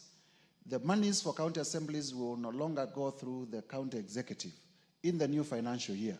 That county assemblies will get their money directly from the National Treasury, and the necessary checks and balances as stipulated by the Controller of Budget and also Auditor General reports will apply in terms of accountability at that level. Members of County Assembly also, to whom much is given, much is expected, as I conclude. And therefore, because you have fought for financial autonomy for now about 12 years since devolution came in 2013, and it is coming to you. Today, I read the mood of this house to be that we will approve. As it comes to you, you are also required to exercise, to demonstrate that you are worth managing your own finances, that you were not fighting for it because you wanted to fill your tummies. You are fighting for it because you wanted to promote good governance, you wanted to promote devolution, and you wanted to exercise independence so that the finances, the taxpayers' money that comes to the counties can have more benefit to the people at that level. And Mr. Speaker, for that reason, I support. The Honorable Nyakundi. Thank you, Honorable Speaker, for giving me this opportunity to also say a word on the County Public Finance Amendment Bill, Senate Bill number 39. This is one of the most progressive bills that the 13th Parliament will be remembered for. As you know, the county assemblies have fought for the autonomy of the county assemblies have fought for their autonomy for the last 12 years. And out of that, most of the county assemblies have not been able to oversight the governors as they are required to oversight, because most of these governors have kind of made the funds that come to the county assembly like their own funds, making sure that the members of county assembly are following them so that they can be able either to get development in their constituencies or get something. Most of the MCAs have been made slaves of most of these governors. If there's one bill that I am very happy today to discuss, and I hope that this House will be able to pass this bill as fast as possible, is this County Public Finance Bill of number 39. Because for sure, most of the MCAs, we have been complaining here how most counties are not doing their roads. Most people are complaining because most roads are not being done. If you go to the county, to the constituency right now, every member of parliament is being told, kindly make this road, make that road. It is because most of these governors are not doing their job, and the MCAs are not able to be accountable because they're either scared of the governor or they are scared the governor will not be able to do development in their area. I can give you a good example. If you go to Nyamira County today, Nyamira County has 2 speakers. Nyamira County has 2 clerks. For the last 9 months, they've not been able to move because they have 2 speakers. One who is in the county assembly and another one who's operating from a hotel just close by. And I want to thank the Senate and the Honorable Kimani Kuria for bringing this bill. If there is a bill that will change the things that we see in our county assemblies, is this bill. And I want to also put a word that I'm so impressed because this bill has said that by the 15th of every month, the money that is supposed to go to the county assemblies should go to the county assembly. And in case they do not spend the money, that money will remain there, and even the control of budget will be able to oversee how the county assemblies are spending the money or are spending the resources that are coming to the county government. Just the other day, just today, we passed the mediation bill, and about 415 billion Kenya shilling is going to the county government. I can now clearly see how this money is going to be spent prudently compared to other times. And we want to tell the county governments, kindly make sure that the resources that are coming to you, the resources that we have bestowed to you as the National Assembly, is used appropriately. Let the roads in the county, the roads that belong to the county government, make sure that the roads are passable. Make sure that the hospitals, the level 4 hospitals, the level 1, level 2, level 3, are equipped with medicine. Make sure they're equipped with facilities so that our people back at home can be able to get the medical attention that they require. Like right now, most people are telling us about water. They want water in our various homes at home. But water is a devolved function. And if you go to my place, you cannot see even one borehole or a last mile connectivity of water in any area in my constituency. For the last 2.5 years, I've been a member of parliament. So if there's one bill today, I sit here and a happy man, and by the time we are finishing my 5 years, I'll go home and say, if there's one bill that we passed as this house, is the giving the county assemblies autonomy so that they can be able to run freely and smoothly.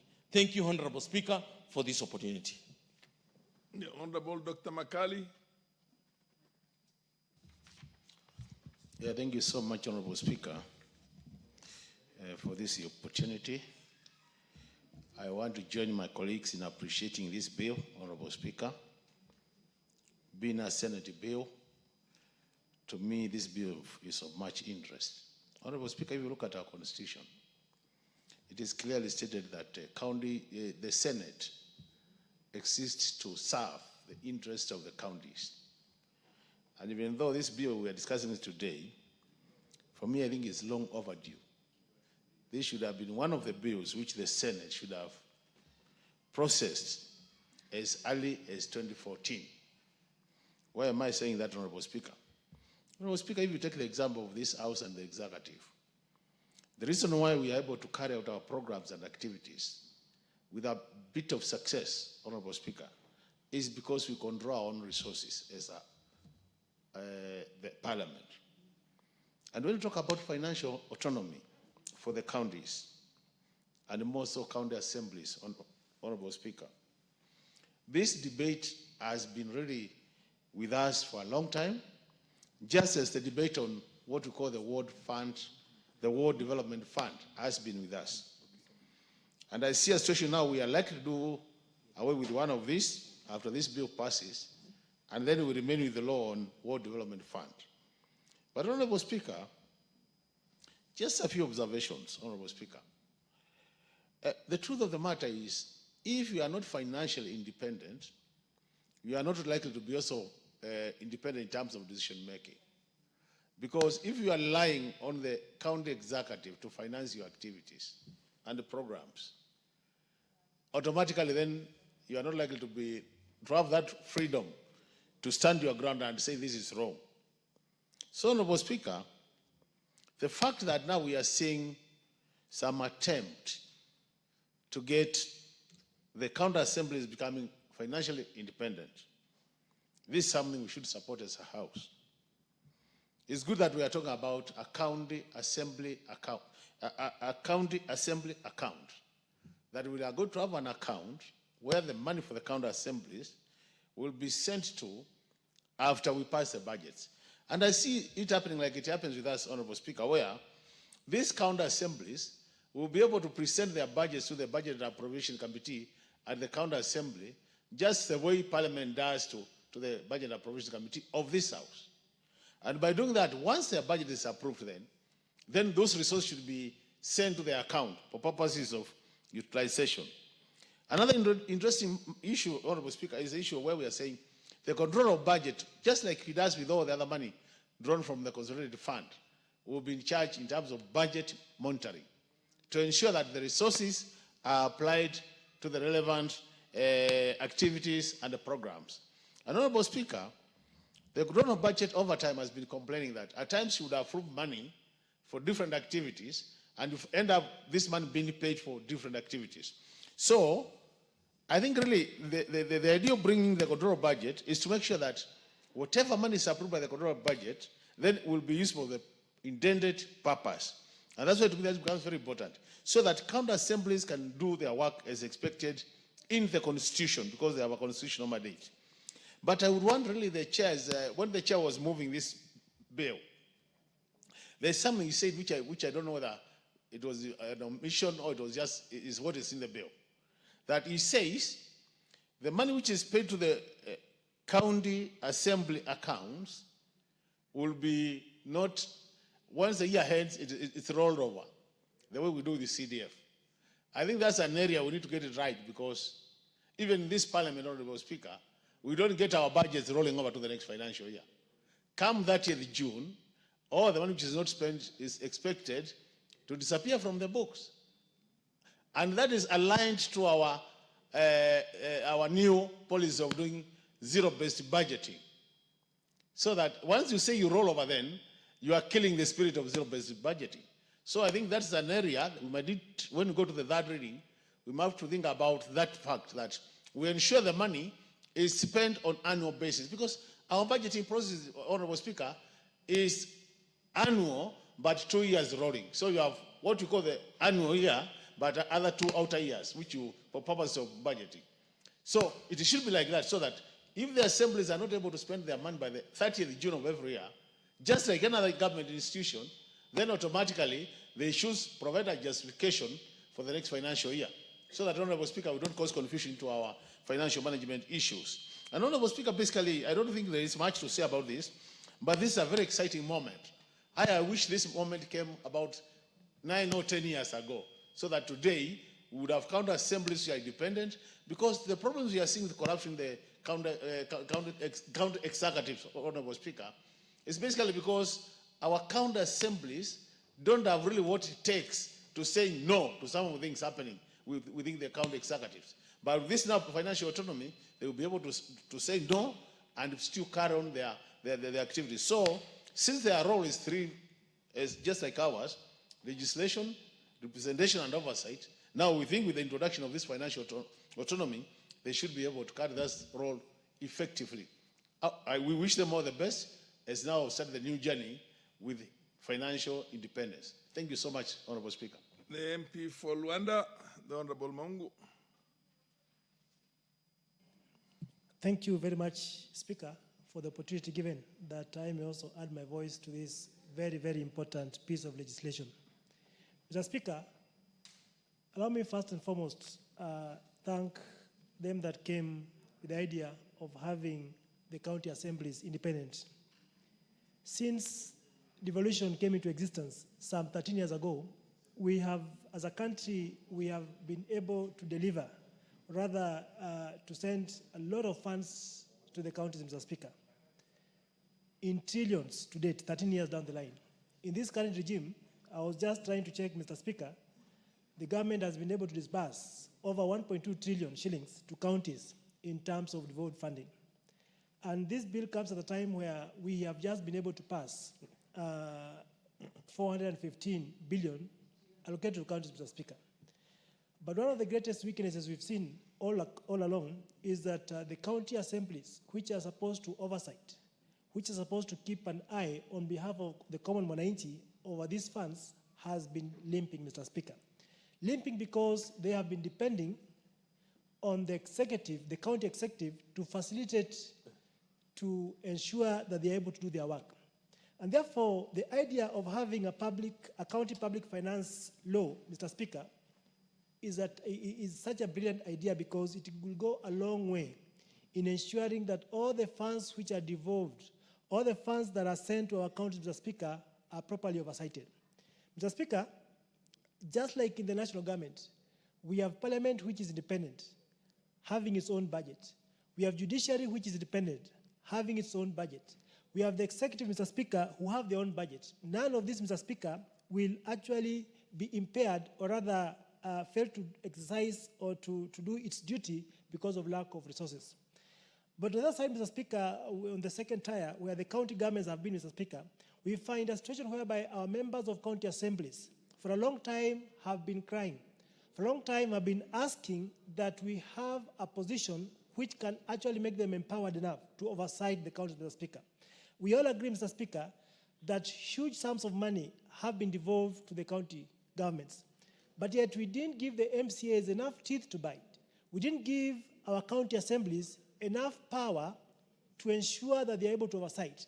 What has been happening, Mr. Speaker, is that in some counties, the county executive, Mr. Speaker, has been micromanaging, sometimes holding the purse, sometimes frustrating the work of legislation and oversight of the county assemblies by ensuring that they are not facilitated.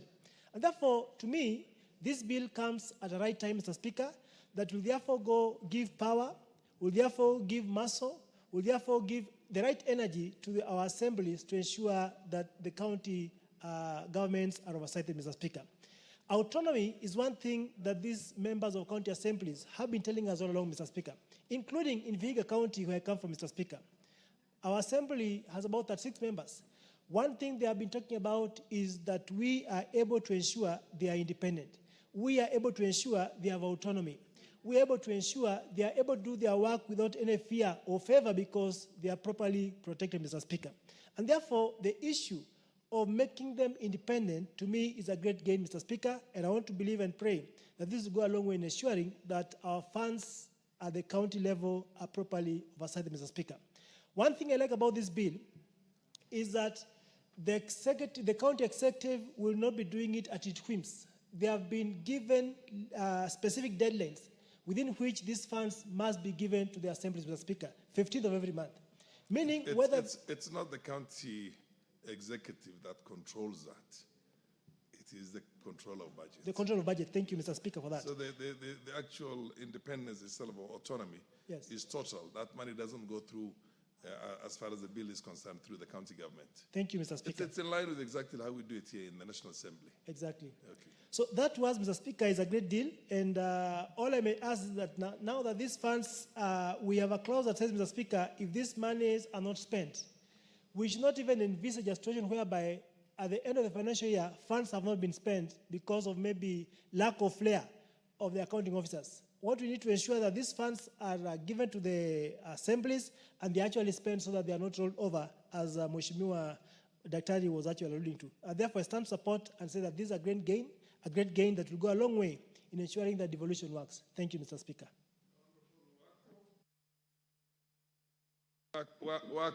Naomi Wako. Yes, we say Wako with a K. Yeah, Wako. Q, not K. Serious? Yes. Okay. Wako with a Q. Thank you, Honorable Speaker. Indeed, you are right. It's Wako. Yes, Wako with a Q. Yeah, yes, thank you. Thank you, Honorable Speaker, for giving me this opportunity once again to add my voice to this very important bill on County Public Finance Laws Amendment Bill. I also want to thank the originators of the bill because they have given us and the entire country something that we can all be proud of.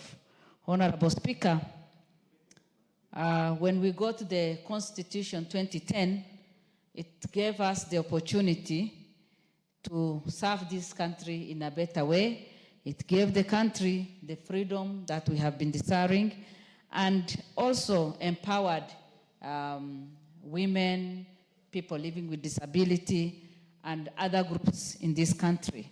But this bill today will empower our county assemblies. And putting this in place will give the county assemblies the opportunity, the financial independence that they need. Honorable Speaker, we know that without finances, nothing can be done. Even at a family level, if you have no money, if you are not financially stable, you will not be able to run your family well. And giving this to our counties is the best gift that we can do as 13th Parliament. And again, for those people who are aspiring to be the CEOs of the county government, then we have something in place that will put accountability in place, that will give hope to county assembly, that will also make them own whatever they do at the county level. This will allow for more direct control over the operational budget. The members of the county assembly will have more direct control, and this will give them the freedom to do their oversight. Honorable Speaker, any politician would want to be free in terms of giving their speeches, in terms of politicking, in terms of oversight, and also representation. They have been lacking this particular part before, but when we give now, when this will be assented to, then we know very well that our county assembly will be empowered fully. Again, Honorable Speaker, in case of emergency, because there is no much bureaucracy, controls, they will be able, in case there is any emergency, because we know that some of us come from dry areas where sometimes we get flooded, floods affect, drought comes, and we lose animals, and maybe some sickness comes, and diseases come, and people get sick, and all these things. And sometimes you need emergency funds. And Honorable Speaker, for the first time, the county assembly will have control over this money, and within a short time, they'll be able to come together to reason and to approve what needs to be done, which will benefit the citizens. Again, the county assembly will be proud of their work, and also that will enhance accountability. This bill will also enhance accountability. Again, I have gone through the report, and it says it will also ensure timely reporting to oversight bodies. Honorable Speaker, in many counties today, or even in our country today, we have a problem of corruption. And the measures that have been put in place, I think will give us the assurance that there'll be accountability, and they will also be more effective because the funds will be there, and they will also be able to serve their people. Under Article 5, it says, arrange for the county assembly fund to be kept in Central Bank of Kenya in account to be known as the county assembly account.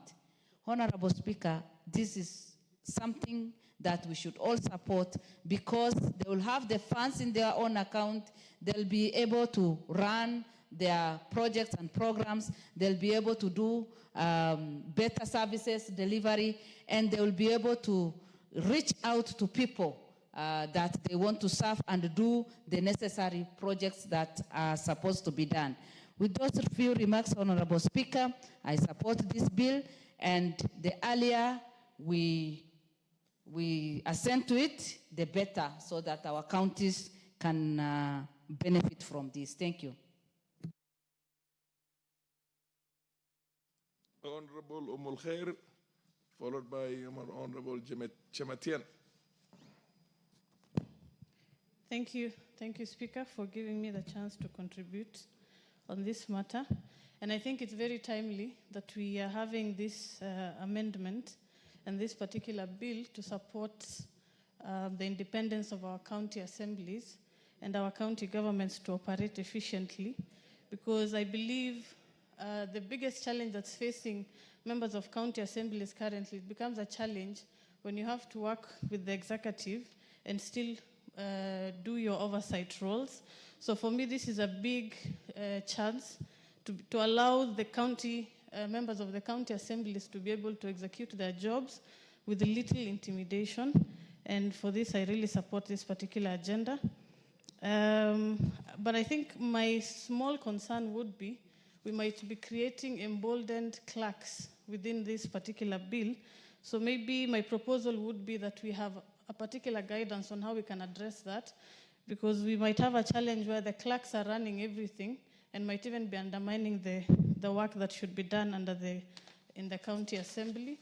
With the issue of corruption in our country, and I think when the crafters of the Constitution were having devolution in mind. Nobody envisioned having individual millionaires. But what we are having now is governors who are like the demagogues within the counties, who are undermining development, who are looking... Madam MP for Garissa. Yes. I happen to have been in the 10th Parliament that is basically the father of this constitution. And the same independence that we did for the National Assembly, or Parliament for that matter, was envisioned to go down also. So the only thing that was missing was the operationalization, the laws that were going to operationalize the independence of the county assemblies. At no time at that time did we, as the framers of that constitution, imagine that the county assemblies will be not independent the way the National Assembly is independent. I get your point, Mr. Speaker, but my point was on the vision of county governments, and the reason for having devolution was to allow resources to trickle down to counties and to allow even marginalized regions to be able to have their own independent operations. But with the corruption issue, we are seeing a lot of governors who are running everything without consultation and with little oversight roles even from the MCAs. So this particular bill will be able to address that particular challenge, and I really support. And I hope we also are able to capture the issue on the clerk so that we can be able to have a very strong county government and county assemblies.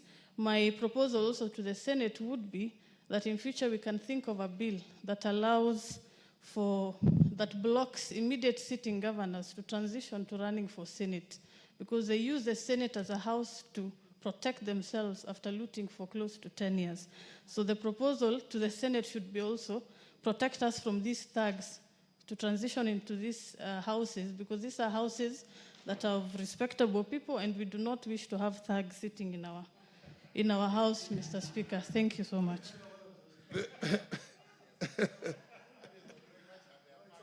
It's over, it's over. The Honorable Chematian.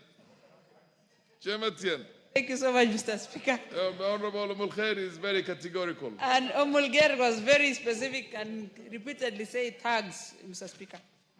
Mr. Speaker, I also want to join my colleagues in support of this bill. Bill, yes, Senate bill, that is going to enable our counties to be fully functional. And I want to also echo your words that this was a decision that was made to replicate what is there. It is also used in all the National Assembly.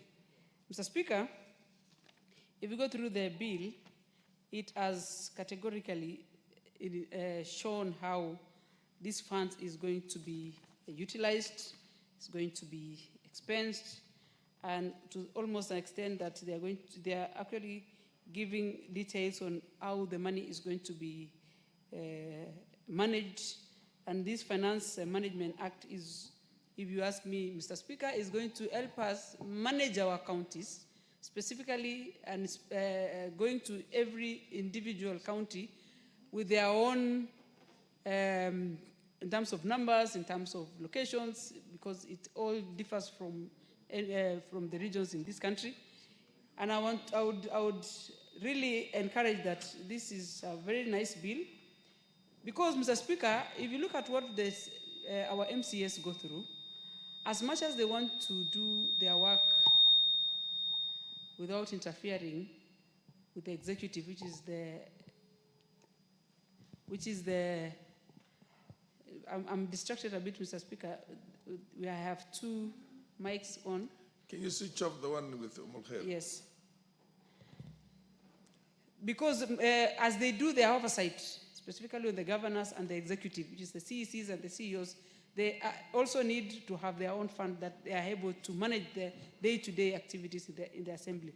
Just like the way we do here in Parliament, where we can pay our bills, we can manage our spaces, make sure the building of the county's assembly is managed in proper way. And you know, these are properties of the people of Kenya, and it's supposed to be helping the counties to grow for posterity.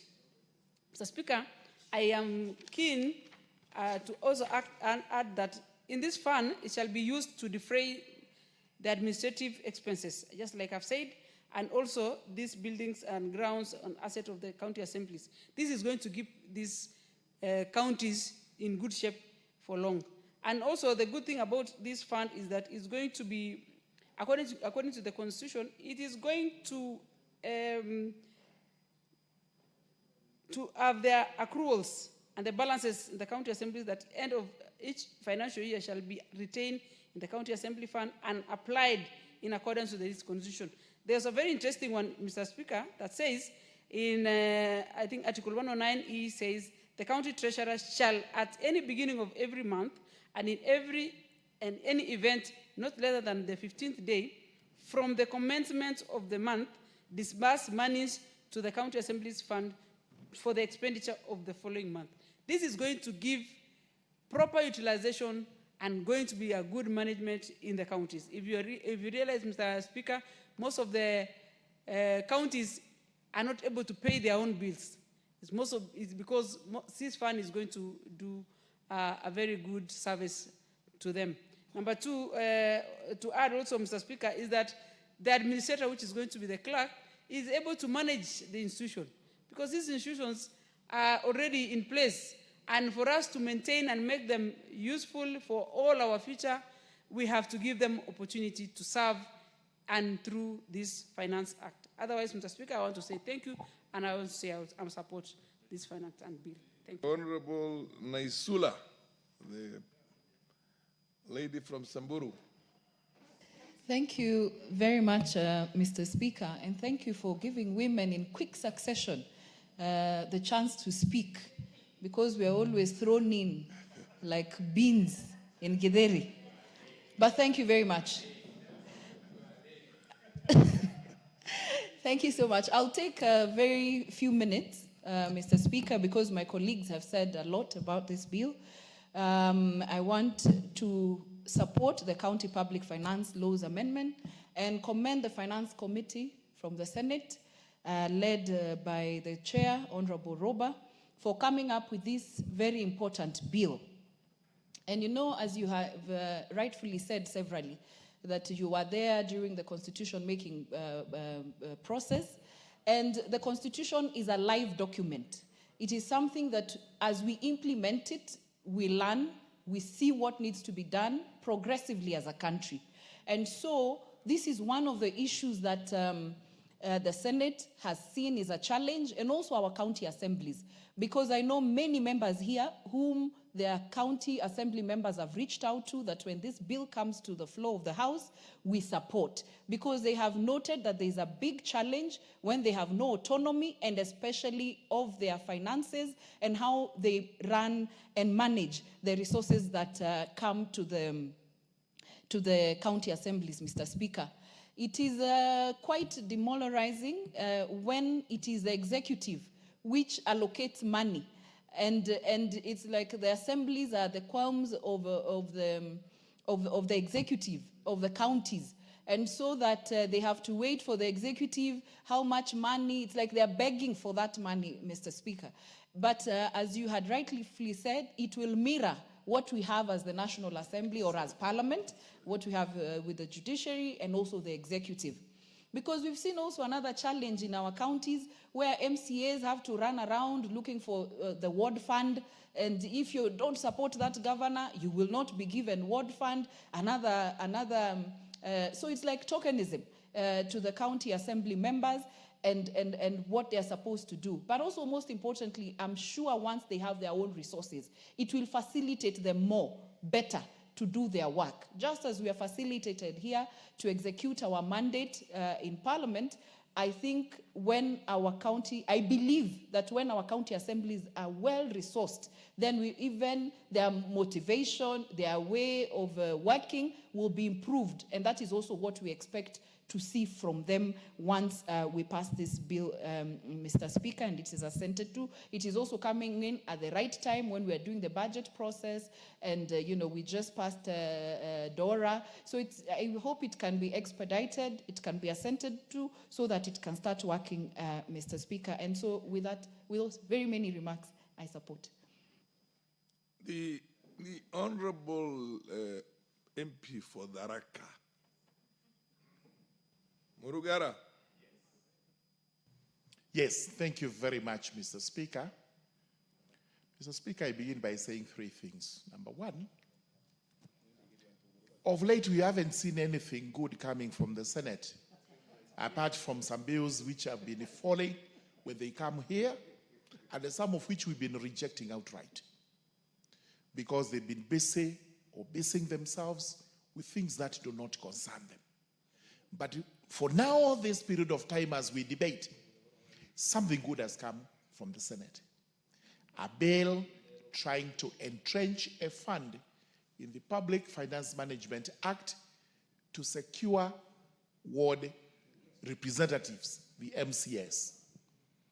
Independence of the county assembly. Number two, as we strive for independence of the county assemblies, we must also remind ourselves that we have not had kind words for governors.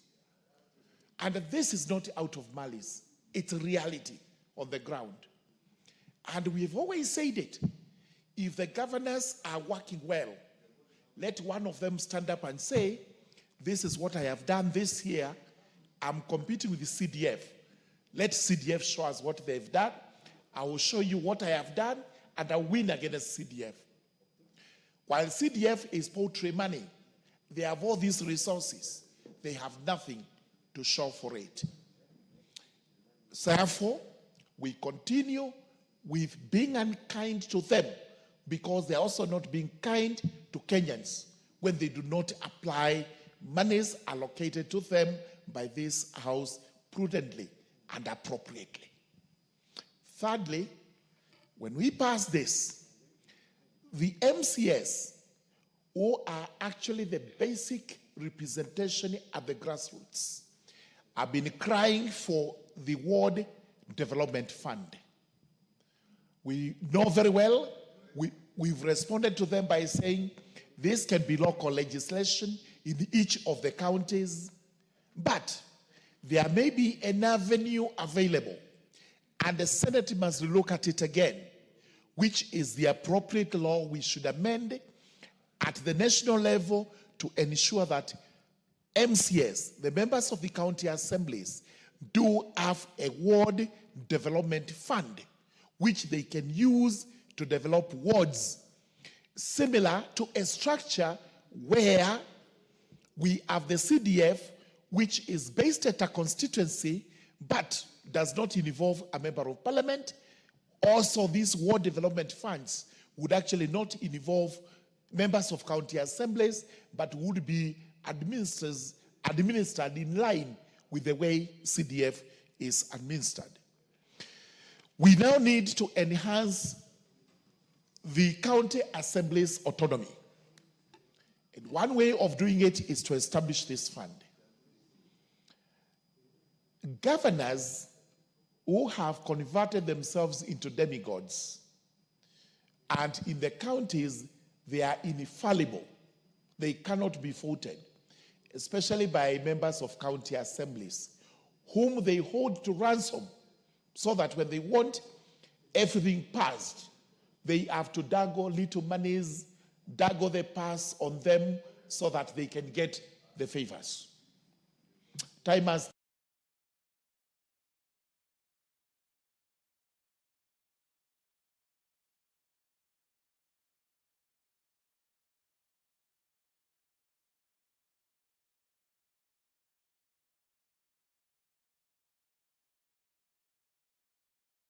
over these funds to ensure that if there is any intention of filtering the money, ensuring that it is not used in the right way, there are interventions and interjections at that level to ensure the funds are protected.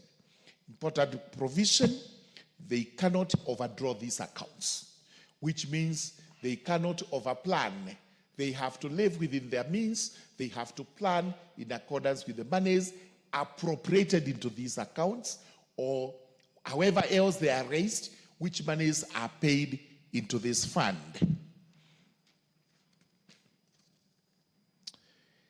It is very important also to note the provisions on utilization of the funds. And this is where we have had members of the county assemblies, whenever they raise an issue, because the governors know they are hungry, they are taken on a trip to Mombasa, where they are entertained by the governor, they are given paltry sums of money, and they drop whatever noble idea they had. This money is going to be defray the administrative expenses of the county assembly, including taking care of these members. Number two, they may be able to acquire buildings, grounds, and assets for the county assembly. This is a very important clause because my county, Tharaka Nithi, as the headquarters at a place called Kafwana, we do not have a county assembly apart from some mabati building that was cobbled up in 2014 to house the county assembly. Thereafter, there have been attempts to build this county assembly headquarters without any success because there is no money meant for it, and when it is appropriated by the executive, eventually it is realigned to something else, and they continue suffering under those structures. This money, once ring-fenced into this account, will be useful in ensuring that whatever infrastructure the county assembly wishes to acquire is actually acquired without interference from the executive. And many of the other proposed amendments which try to make this fund as autonomous as it can be, and it is that autonomy which the MCS have been crying for. The House of Parliament, beginning with the Senate, whose primary function is to ensure that the county government's function, the county assemblies are protected, must come up with legislation like this. And we, as members of this House, must also render support to the Senate so that we are able to entrench autonomy of county assemblies in law, and this is to the advantage of devolution. This is in execution of the aims and aspirations of our Constitution in making provision for devolved units. With those remarks, I beg to support this very important bill coming from the Senate. The Honorable Rindikiri. Thank you, Mr. Speaker. I join my colleagues in support of this amendment to ensure there is autonomy in the operations of our county assemblies. Mr. Speaker, we are so lucky as a National Assembly to have the Parliamentary Service Commission. This takes care of the activities and operations of the National Assembly. Our county assemblies don't have. Yet, in the spirit of good governance, all the institutions charged with the responsibility of oversight. Honorable Rindikiri, county assemblies also have same thing. We have the Parliamentary Service Commission. They also have a county service. I hear you, but what am I saying on that? But they don't have that autonomy in terms of... They don't have the autonomy. Financial autonomy. That's what I said. Absolutely. And that's what my point. So, even that county public service board, to a great extent, is also controlled by the executive. Now, in the spirit of good governance, there is what we call participation, principle of participation. Our MCAs, they are involved in the public participation when the budget process is taking place. And the MCAs want to be responsive to their wants. But their operations are curtailed because their salaries come through the executive. Their petty cash comes through the executive. Their benefit comes through the executive. And by the nature of this executive today in the governance, they have used that lapse in law to control and manage the county assemblies. Mr. Speaker, it is very, very, very bad in the spirit where in this era we are exercising good governance. You cannot be a good governor if you are not giving the freedom to those people who are supposed to be oversighting you. I want to give a clear example of our county Meru, where we have been for the last almost like 2 years, where there is no oversight, there is no monitoring, there is no evaluation of what is happening.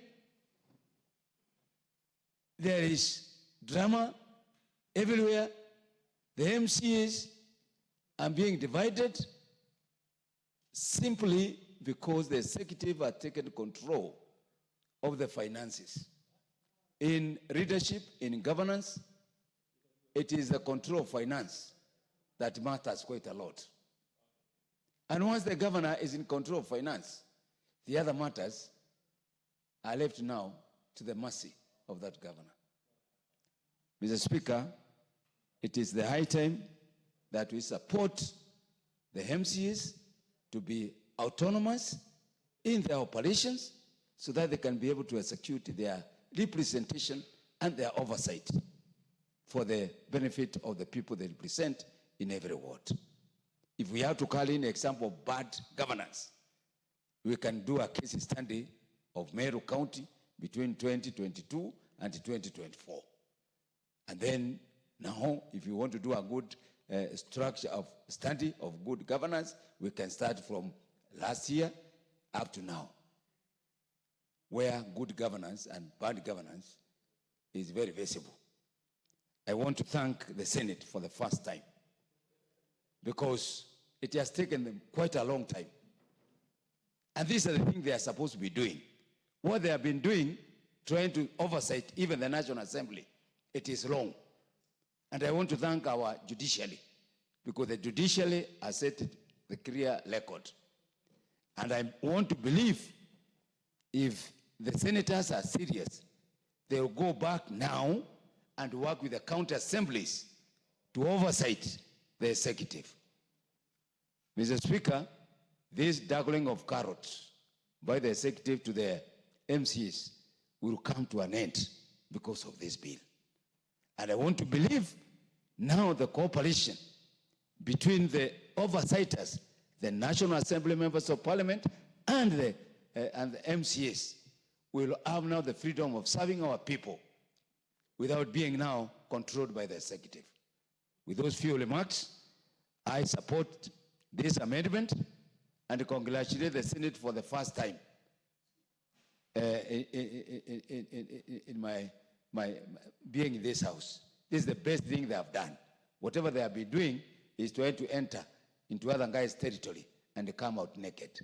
I thank you, Mr. Speaker.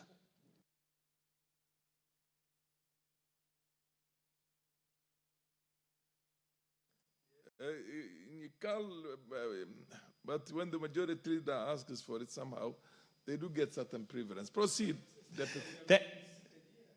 Thank you, Honorable Speaker. Honorable Speaker, it comes with the job. It comes with Proceed, Deputy Majority Leader. In the office.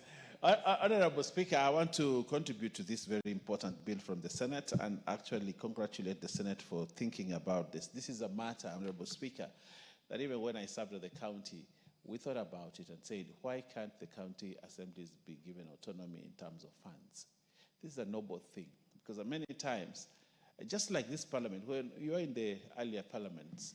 Indeed, yes, I was in the 10th parliament when everything used to come through the office of the president. Yes, and you know Sorry, the 7th parliament. Yes, when before we got the independence of parliament itself, we depended on... And that is what we have subjected the county assemblies to. that in the 21st century, they're actually operating on the 20th century paradigm. And to shift it to the modern paradigm, Your Honor, is that we are actually doing the right thing for the county assemblies. The MCAs need to be independent. That, just like this chamber got independence from the executive. For a long time, we have put the county assemblies under the executive. And that's why sometimes, if you want to control and frustrate the county assemblies, then a governor just requires to say, don't give them money. Don't give them resources. You control their resources, you control the budget, and therefore you get the whole thing confused. But this is a very noble thing. The two arms of government at the county level, Honorable Speaker, the two arms of government need to work independently like we work here. Let the county assembly be independent in terms of finances, and let the executive be independent. Giving them authority and resources, Honorable Speaker, gives the county assembly the power to oversight properly the county. So I want to tell the MCAs, as we give them these funds and we give them autonomy, now we want them to start oversighting the county government and the executive of the county government properly, because now we have given them funds and they need to do. But they must be accountable to the funds that we're giving them. Honorable Speaker, I beg to support. The Honorable Nyikal. Thank you, Mr. Speaker. Speaker, I rise to support this bill from the Senate. Mr. Speaker, it's very interesting that 10 years we are looking at the structure of financial management of these entities. It is a whole issue of devolution, and I think what happened, Mr. Speaker, is that when devolution came, we had this, the Commission for the Implementation of the Constitution. Operationalization, it was the operationalization of the Constitution. Implementation, as you put it yourself. And also, then we have the Transition Authority, which was taken over. But we still have a Constitutional Implementation Committee in this House. Yes. It still exists. I think that committee needed to be working continuously. Because what really happened with the devolution, Mr. Speaker, is that we actually devolved but did not work out structures before devolution. I remember the debate before devolution, just after the Constitution has been passed, that there was need to put some structures for these counties so that as they come in, they have a rudimentary structures with which they start operations. We didn't do that.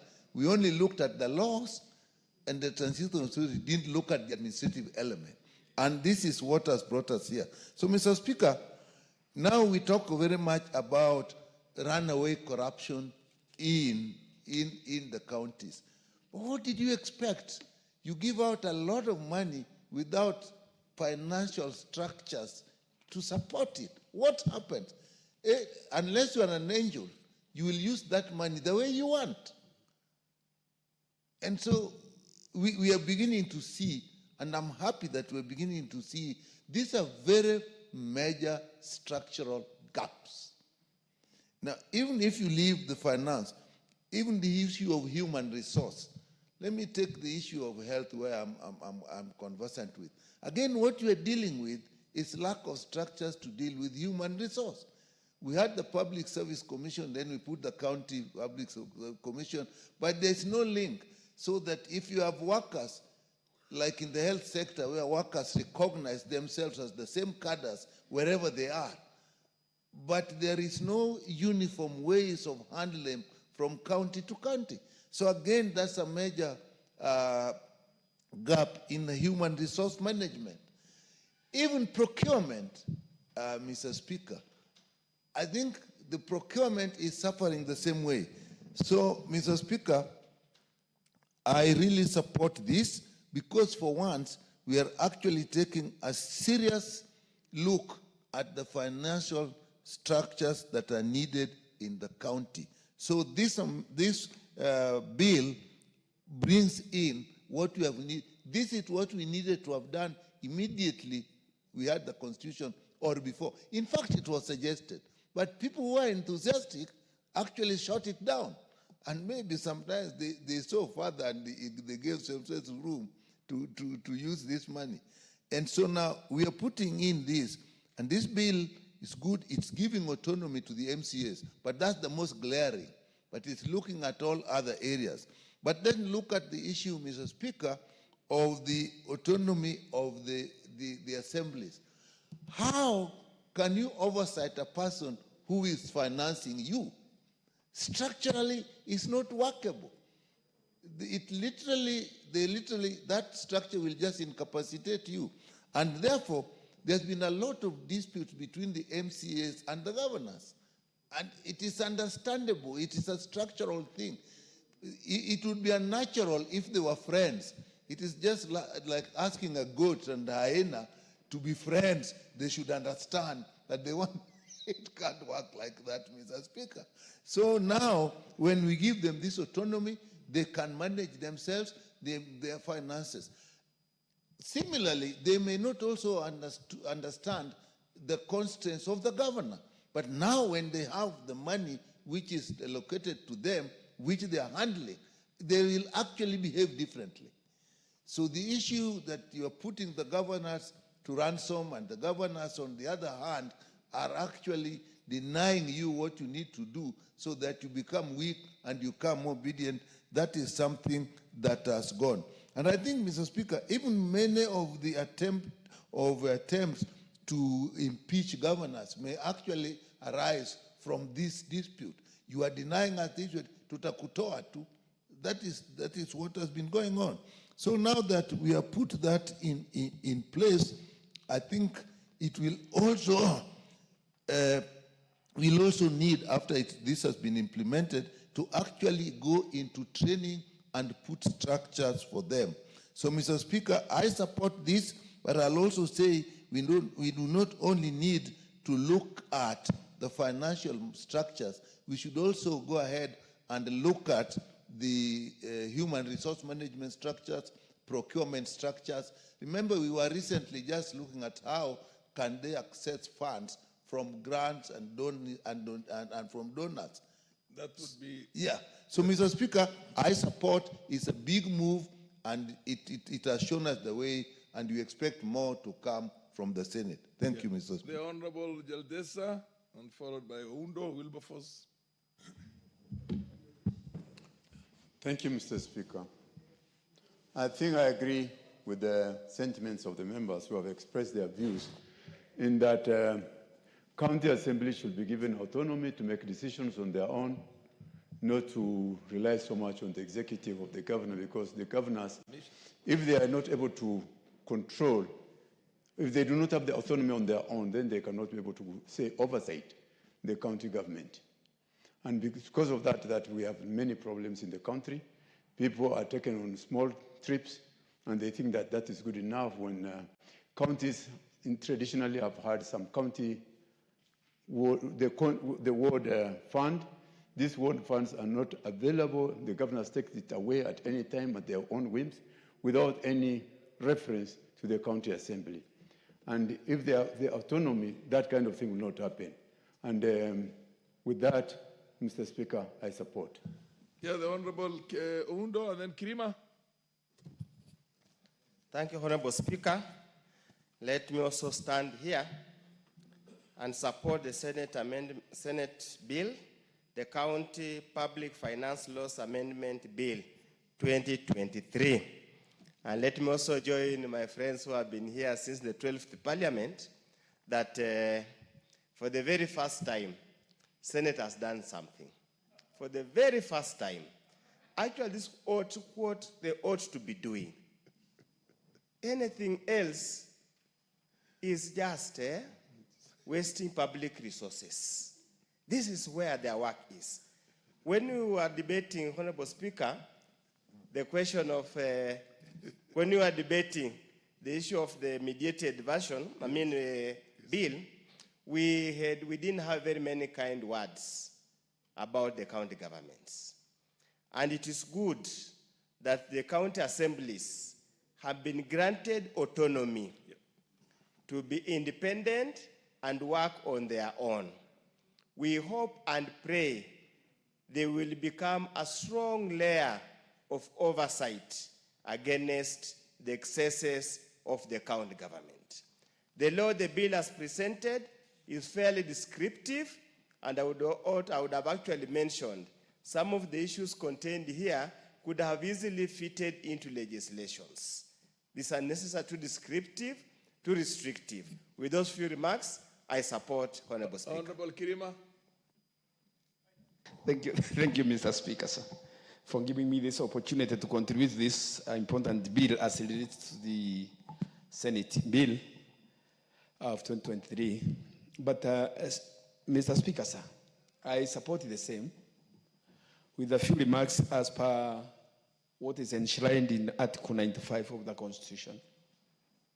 That the duties of the Senate, which are enshrined in the Constitution as pertains to the county government, is now, when it's being addressed for the first time since I came in this house, we have been raising issues that the Senate is doubling the work of this house, the National Assembly, of which they take to oversight the bodies which they are not entitled to. For the first time, Mr. Speaker, sir, they can now be seen that they are doing the right thing at the right time. From 2013, when the county government came in and started operating, the county government, the county assembly has been a subject of being mishandled by the county executive. With this bill, whereby the county assembly is going to be financially independent, the county assembly now can be able to think and oversight the county executive without being mishandled or being manipulated by the county executive. This one can go far a little bit, or which after the county government, the county assembly become financially independent, the Senate can go far and draft another bill which can make also development as per the ones to be a little bit funded in a different model from the way it is now, whereby it's the executive or the county government which determine which place is supposed to develop or not. Because the moment the county government is subjected, the county assembly is subjected to that form of method whereby the executive of the county government determines which place is supposed to be developed or not, still they will be so much independent on the county executive in a way that if you differ with a certain governor, it means that your ward will not get any development, and they will determine if you will go back to that county assembly or not. But with this piecemeal and advantage of having this bill to make the county assembly a little bit independent, it will be marvelous for the county assembly to work.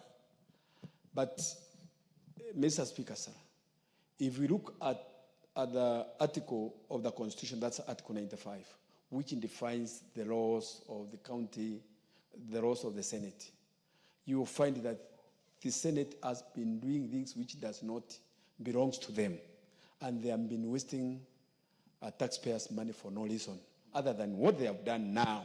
That's the first article, that's the first bill which they have come up with, which relates to their work. And if the public is given a chance now, whereby we can go for what we call referendum, I assure you, Mr. Speaker, sir, the Senate will be dealt away with by the Republic of Kenya, by the Kenyan public, because they have been doing what does not belong to them. It's now that they have realized their law, and we congratulate them for that.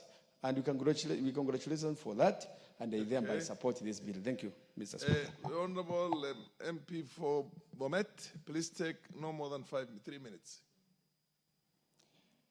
Thank you, Mr. Speaker, for also giving me this opportunity to also rise and add my voice. From the onset, Mr. Speaker, I want to say I support this bill. And first of all, I want to congratulate the Senate for coming up with this particular bill. Mr. Speaker, the reason as why I'm supporting this is because members of the county assembly, they are representatives of the people, and people are expecting them to deliver. And they are supposed to deliver to their people, so I want to support them that we may give them these funds so their work that they can be seen. Because they will be able to come up with a plan. Now they can plan themselves on what they want to do and the priorities areas. I know these people, because they are not independent, they are not be able to oversight very well the county government and the executive. So when we give them these funds to be independent, they'll be able to do their oversight job very well. Thank you, Mr. Speaker, and I support. Fair enough, honorable members. I think now it's fair to call upon the mover to reply. Thank you, Mr. Speaker, for giving me this opportunity again now to reply. Let me thank all the members who have taken their time to go through this bill, and they have made serious contributions to this bill. I want to inform the members that I have informed our secretariat, led by one Benjamin Magut, that they must follow this debate and take notes about what the members have said concerning this bill. I also want to request the members who are present and those who are not present, Mr. Speaker, that they can make suggestions for improvements at the committee stage, Mr. Speaker. Mr. Speaker, I think as a committee we are open for ideas which all these members you have the right to propose at the committee stage. Mr. Speaker, I think we have done a fair job to this bill. I reply.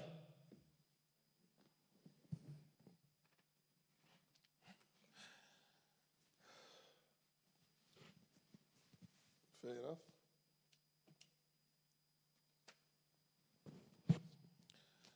Honorable members, I now put the question that the County Public Finance Laws Amendment Bill, Senate Bill number 39 of 2023 be read a second time. As many have the opinion say aye. Aye. As many have the contrary opinion say nay. The ayes have it. Next order. A bill for an act of parliament to amend the County Assembly Services Act and the Public Finance Management Act and for connected purposes. Order number 17, motion, consideration of the performance audit report on the provision of services to persons with disabilities by the National Council for Persons with Disabilities. Order, honorable members. That order number 17 is deferred. I think we have a communication from the chair of the Public Investments Committee on Social Services, on Social Service Administration and Agriculture, to put this. I direct that this be put on the order paper at an appropriate time when the chair is ready to move. Next order. Order number 18, the Virtual Asset Service Providers Bill, National Assembly Bill number 15 of 2025, second reading. I also wish to communicate that are you going to move that? You had given majority leader, a substantive majority leader had given indication initially that he wanted this to be deferred. We actually agree that it be deferred for next when Parliament sits. Okay, Thank you, fair enough. Under the circumstances,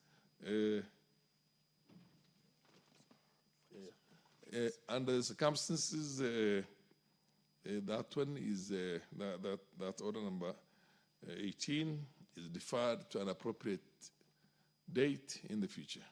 Next order. Order number 19, the Kenya Institute of Primate Research Bill, National Assembly Bill number 52 of 2024, second reading. The Honorable Chair of the Departmental Committee on Health, do you wish to move that? Okay, fair enough. Thank you, Mr. Speaker. I arise to move bill on the Kenya Institute of Primate Research 2024, bill number 52 of 2024. Honorable Speaker, let me begin by thanking the members of our Health Committee that I chair for their support in the preparation and tabling of the committee report on the bill in this House. Mr. Speaker, the Kenya Institute of Primate Research Bill 2024, National Bill Assembly number 52 of 2024, by the Departmental Committee on Health was published on 26 November 2024. The bill was read for the first time in this House on Thursday, 5th December 2024, and thereafter committed to the Departmental Committee on Health for consideration and reporting to the House pursuant to the provisions of Standing Order 127. Mr. Speaker, the principal object of this bill is to make provision for the establishment, powers and functions of the Institute of Primate Research. Mr. Speaker, this institute does conduct research using non-human primates and other experimental animals for the improvement of human health through innovative preclinical research. Basically, this is an institution that exists and it's just doing research using primates and other animals, particularly the basic research that we normally do in the development of medicines, vaccines, when they still cannot be actually applied on human beings. And this bill therefore seeks to actually establish this in law and give it the powers and proper functions according to the law. Mr. Speaker, currently this is operating under legal notice number 273 of the 2017 to of the Kenya Institute of the Science and Technology Innovative Act. So, Mr. Speaker, it is operating under legal notice under that act. And what this bill intends to do, Mr. Speaker, is now to establish a full act on which it will operate so that it becomes a legal entity on its own. And this is important, Mr. Speaker, because from 1958, when this institute was actually established, it has been operating, but without a law, just under legal notice. And this institute is extremely important, Mr. Speaker, for the primary research, as I said, on vaccines and medicines, and therefore we now need to establish it under its own act of parliament.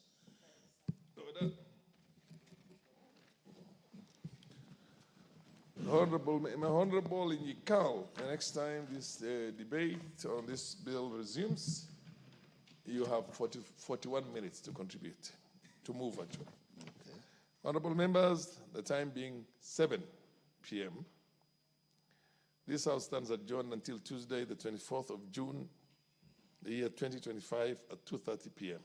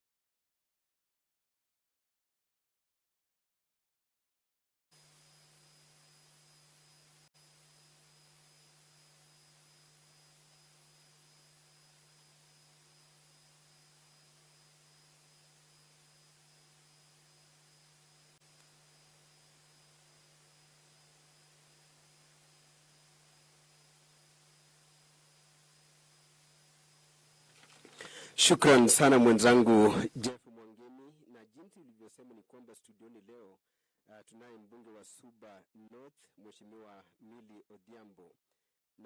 Odhiambo has a bill that is called the Assisted Reproductive Technology Bill.